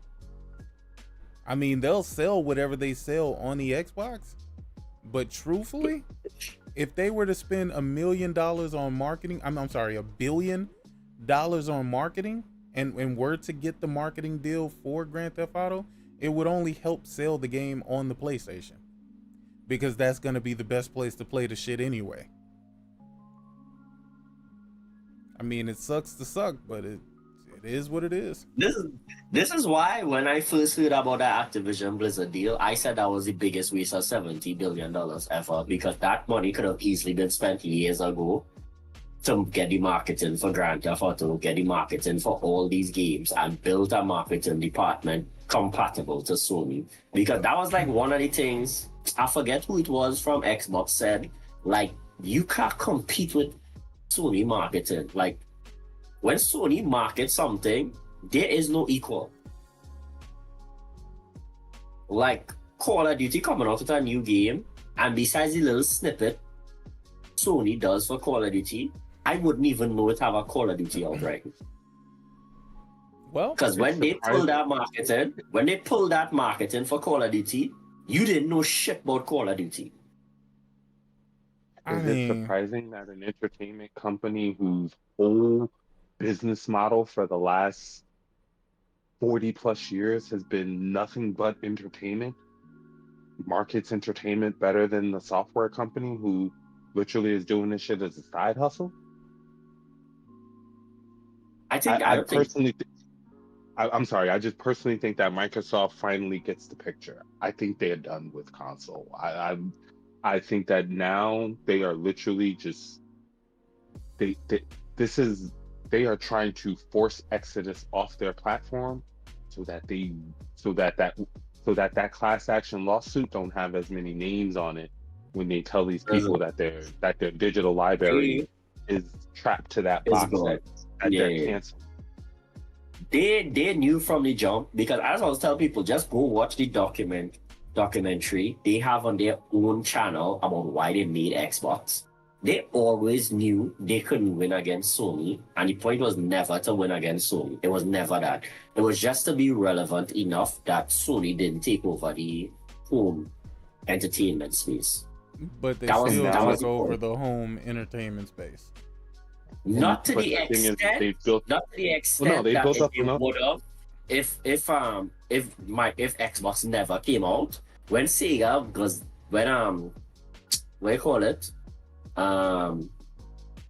Dreamcast. When Dreamcast got killed off, like if Xbox was never there, Dreamcast got killed off, Nintendo fucked up with the Wii, Sony would have been so far ahead. Like PlayStation 3 price tag wouldn't have been an issue. Think of that. It would not have been an issue. It was going to Sony. It was literally going to be them. It was just going to be Sony. PS3 would have never had that downtime it had. And even if that was PlayStation's worst point, it was still better than Xbox's best. Yeah. Just let us again. That was PlayStation's worst point. And it was still better than Xbox's best year. I will say the one thing that Microsoft has been able to accomplish as far as gaming is concerned, and this is again me defending the corporation, so prepare for me to give you some contrarian view. They did build up enough name cachet that now their quote unquote Microsoft Game Studios has a better leg up than it did when it was Game for Windows Live. Yeah, Now but Microsoft Game Studios means something. It means yeah, Doom, it means Elder Scrolls, it means but all of these entities that didn't used to mean Microsoft, now they mean Microsoft. yeah, And but for Microsoft, it means money. I'm gonna tell you this. It will always be a negative. It means something, but the cost to mean something. That's $70 billion for 70? Activision Blizzard. 70. 70. Se- 70? That's 70. That's $70 billion that they spent for Activision Blizzard was probably more than it cost for the entirety of Xbox development. From the conception to now. They should have took that 70 billion and just bought some small studios or built their own studios and you know Again, provided funding again, for the games. This $70 I'm billion looking at acquisition was stupid. I'm looking at it from the perspective of a business again. So It's again, terrible. bear with me, guys. From a business standpoint, if the goal was No. never to build the console brand, if it was to build so here's the thing. I believe Phil Spencer when he said Minecraft became Microsoft's entry point into gaming more so than the Xbox console did. Because I agree. Minecraft gave Microsoft exactly what they wanted from gaming. Low entry cost to build that then balloons into multi-billion-dollar franchise that, has its amazing, run. At one point, I think it is still the highest selling game of all time. Yeah, it is. 300 and something million copies. So Minecraft is the thing that Microsoft models. They don't model Sony to want to be in the industry as the game publisher, as the console manufacturer. They saw the money that Minecraft made them and realized that we can buy enough IP that if this console thing does die, and even if it only dies for us, but it does die, we have enough property that as long as gaming survives somewhere, anywhere, in the cloud, on a console, in PC, it doesn't matter. As long as gaming survives somewhere, Microsoft will still make money because of it. I think that's been their goal for a very, very long time. I went back and I watched Thrash's video. Well, I wanted to go back and watch Thrash's old videos on the Three Horizons, but I went back and I was like thinking about those videos, and Thrash talks about what those markers meant, and this would be Horizon number 3. This is it. This is the point where Microsoft is like I said, I think they're trying to get as many people to get off their platform as possible. They don't care about this console shit no more. They're done. Well, they're ready for their Sega moment. To add to Just the one flame, the go ahead. flame, I do want to ask you guys, because it's been revealed that for Forza Horizon 5, it requires a Microsoft account. Here's the thing. Here's the thing. I understand why some people probably wanted to push this as it's a negative, but may I remind you that you need the same thing for Minecraft. You need the same thing for, I think, Sea of Thieves. Yeah, you do. Pretty much all their games.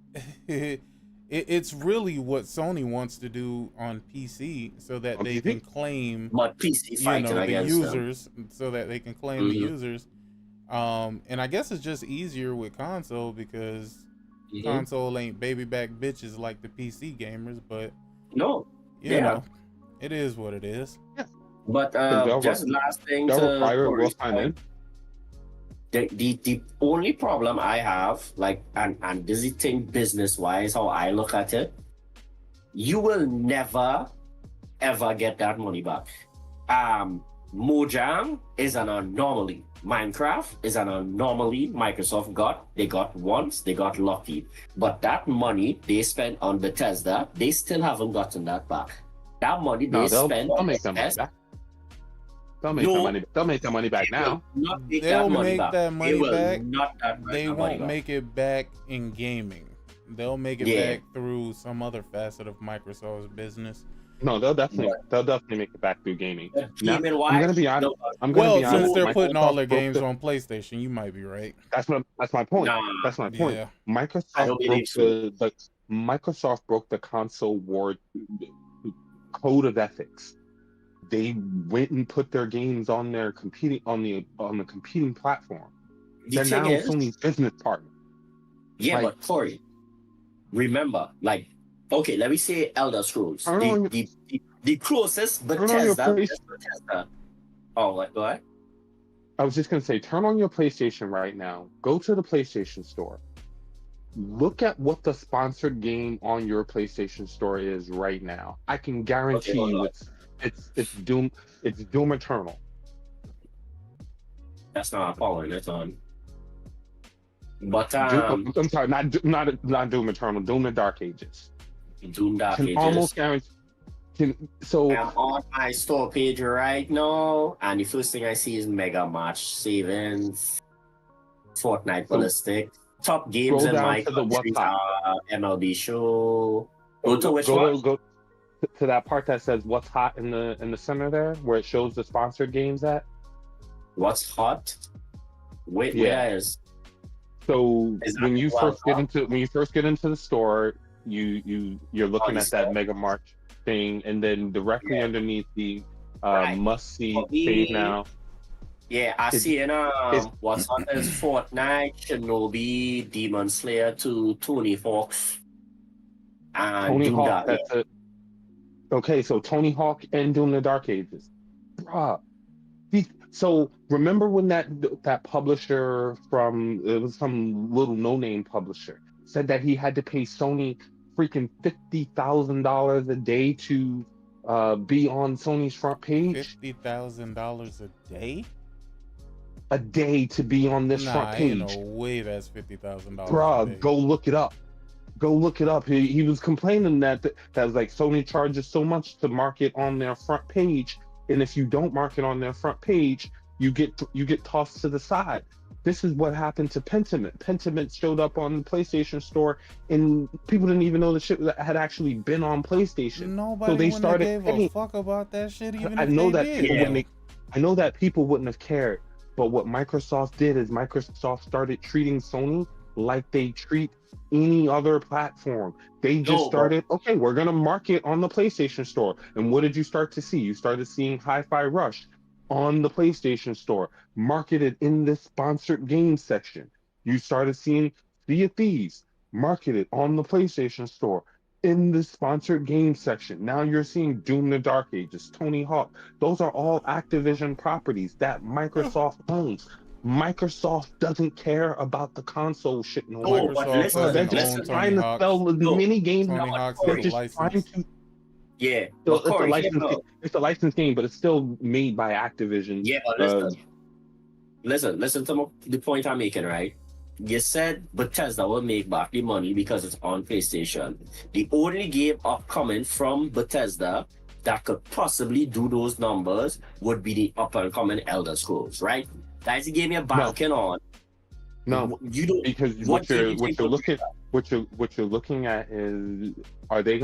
I don't think Microsoft's goal is to make the money back all in one shot. When a company spends money like $80 billion to buy, two publishers between Bethesda and Activision, you're not expecting making all of the money back in one time.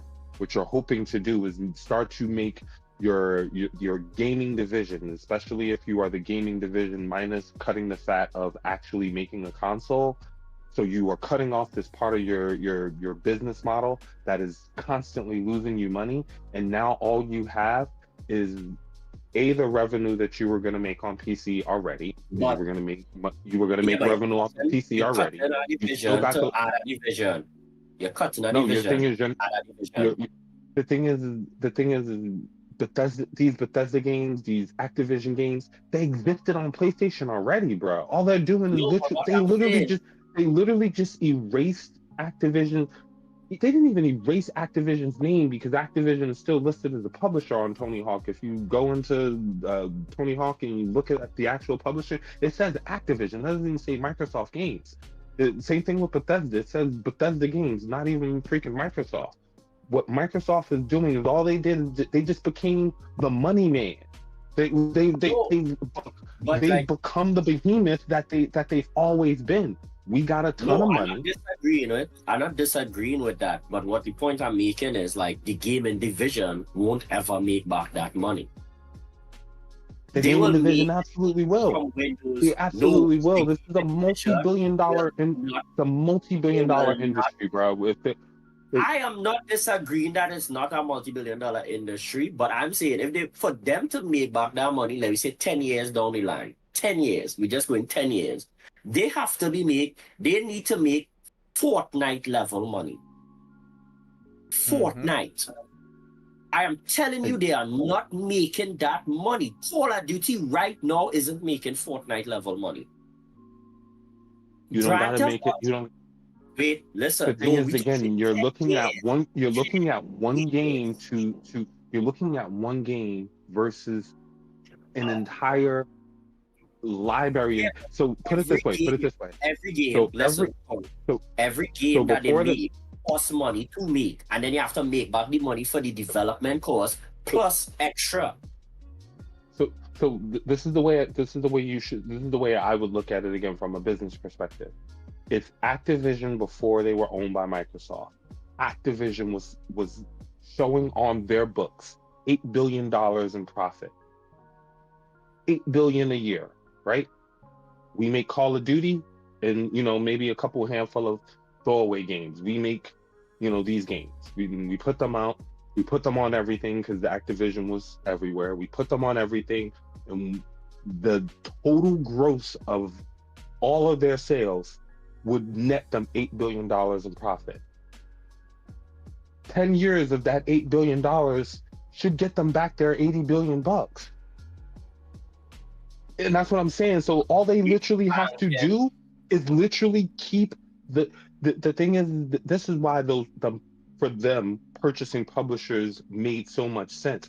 All they now have to do is keep things that were already sailing along. What Microsoft did is they stepped on the Xbox faithful, the Xbox community's dreams of, now we're going to be able to compete with PlayStation. No, now Microsoft has become the Activision of old. It's like instead of Microsoft buying Activision bought Microsoft. Microsoft's just along for the ride now. Listen, Microsoft's putting out the money to. No. I get where you're coming from, but that 8 billion number you just pushed out and talked about, did we not just see Microsoft financials for the gaming division with the addition of Activision Blizzard King? How the profit literally disappeared?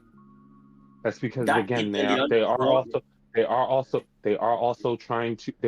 doing things that Activision Blizzard was not doing. Things like putting their games in a service, which Activision Blizzard said on record. Bobby Kotick literally said it's stupid as hell to put our games in a service. We charge $15 a month for one game. You're charging $15 for all of our games, bro. It's stupid as hell to do that. That is the point I'm making. They're not going to make back that money. You also have to add, Glacier and bring up a great point. PlayStation is not marketing your games anymore. That money and that cut PlayStation gave Activision to market their games, that is gone. That is gone. PlayStation marketing is gone. And if I don't know if you were there when we were talking about Sega, because they could tell you what happened to Persona and Yakuza and all them things when that PlayStation label disappeared. Again, what I need you to understand, again, from a business perspective, once we get rid of all of the console war nonsense and we talk about the greenbacks of the industry, they can make the money back. Whether or not it's going to cause them to make massive changes to their business model structure. For example, I absolutely either see Game Pass costing a lot more than it currently does, or Raise their them price, raise the price. or I think that what they would ultimately end up doing, especially if they want to spare the people who are, basically hooked to Game Pass at this point, because they've basically gotten so much of their gaming library through Game Pass that they don't actually own anything anymore. What they would likely do is they will, start to put the games somewhat behind a paywall, which is kind of what they're doing now. Pay for early access, right? And you can get the game early, or or wait to get the Game Pass They version. tried that with they're gonna they tried that with Starfield. Remember, they had the big thing with Starfield. They could pay to play the game early. And was it a month earlier or something, or 2 weeks or something? It was 2 weeks, and to be fair, it worked, because it got them up in sales the month that Starfield released. Where Starfield became an anchor is because they kept it in the service, and normally when a game would continue to have its sales trickle on, and it would be an earner, is Game Pass does what it normally does to every big game that's in Game Pass, is it basically sucks the sales out of it, and you end up with, not even 300,000 in sales. You end up with like less than 300,000 in sales. You end up basically putting indie numbers up in terms of actual physical sales, and you get all these people playing it. And so what they can advertise to investors is the MAU, which is what they've been trying to advertise to investors, and which is why they want to push the sign. Going back to the thing with the MAU, where you point out and stuff, right, and all that. Like, even at Starfield's peak of sales, wherever it was, NPD wise, did that even chart? What did it chart? I don't want to be wrong. It did chart. It did chart it did chart its first month.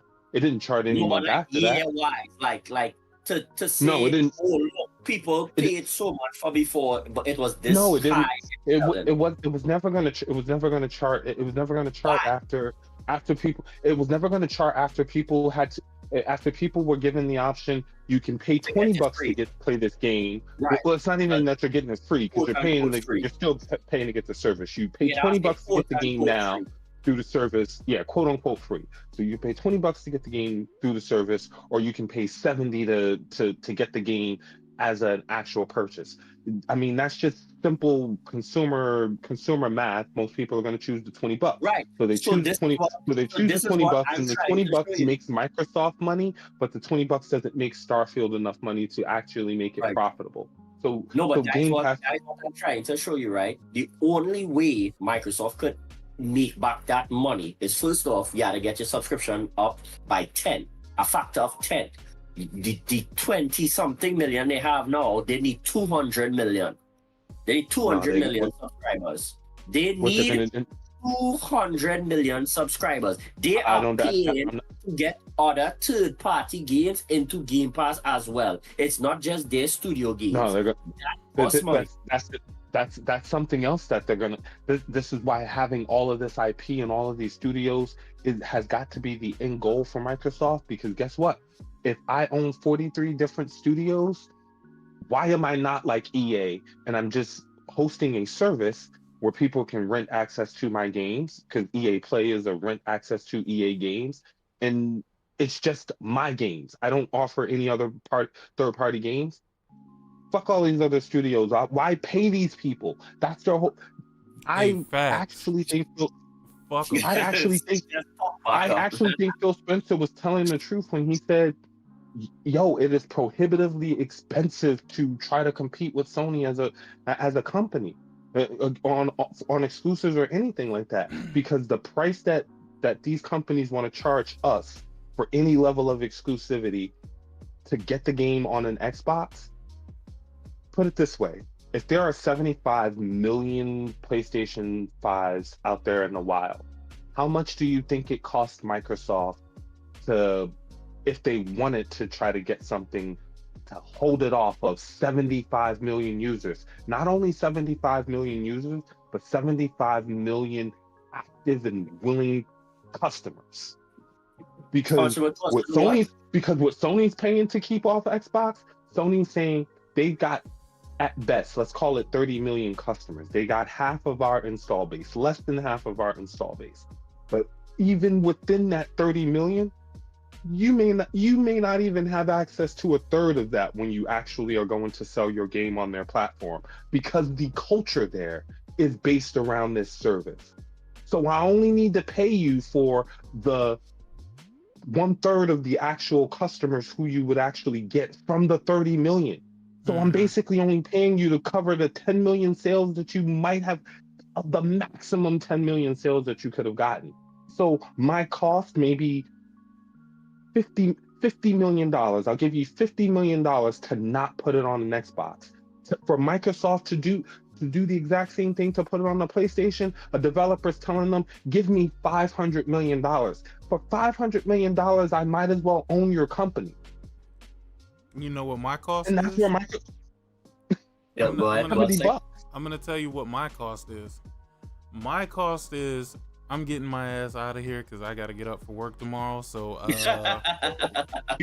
a holla at y'all niggas. I tried to let y'all ride that shit out, nigga. I was like, yo, let me get this conversation out. It'll have a day for it. It'll have a day for it, man. Corey, I was here. I was here. Sick. I was here.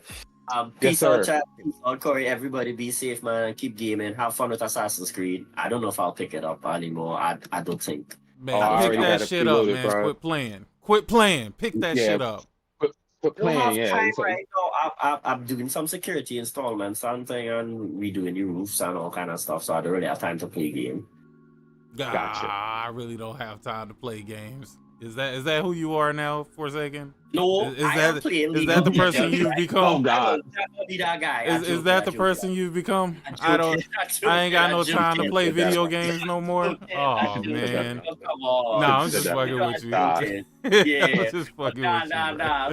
I might pick it up. You know what? I'll pick it up. I'll try it. No, bro. You gotta do what's best. You gotta do what's best for you, bro. Like, it might not be the right time for you, bro. Pick that shit up. Yeah. It's not really important like that. If life be life, and take care of life. No. I mean, in general, like, I'm not feeling it. Like, I was thinking of getting it, but I don't know. You gotta see if it moves you, bro. If it don't move you, don't fucking get it. It did move me like Monster Hunter and thing, like, where I was like, yeah, I definitely gonna grab this and get it. And I was thinking, like, because it's Japan and I really love Japanese games, it would pull me. You know what? Fuck it. I gotta buy it. I'll buy it tomorrow. Yeah, fuck it. I'll buy it. I'm a Ubisoft fan. As much as I complain about Ubisoft games, I buy all the games. I gotta buy that shit tomorrow. You know what's crazy about that? When I told y'all niggas that, I told y'all, I was like, look, I know everybody proclaim to fucking hate Ubisoft, bro, but I ain't got no problem with Ubisoft, man. I think their games are functional. You see me playing their games. Huh? You see me playing that game. I know it's a Ubisoft game. Oh yeah, Anno is it is. Fucking what is that? Anno 1886 or whatever the fuck that shit is. No, not Anno Mutationum. He talking about Anno the civilization type game. Oh, the Civ type game. Yeah, that game. I bought that shit on PC and on PlayStation. Beat it on both. You know what? I'm out. Fuck that. But yeah, peace out. You bought Anno on your PC. You know what? Never mind. You got it. You got it for a second. All right. You got it. Peace out, y'all. Deuces.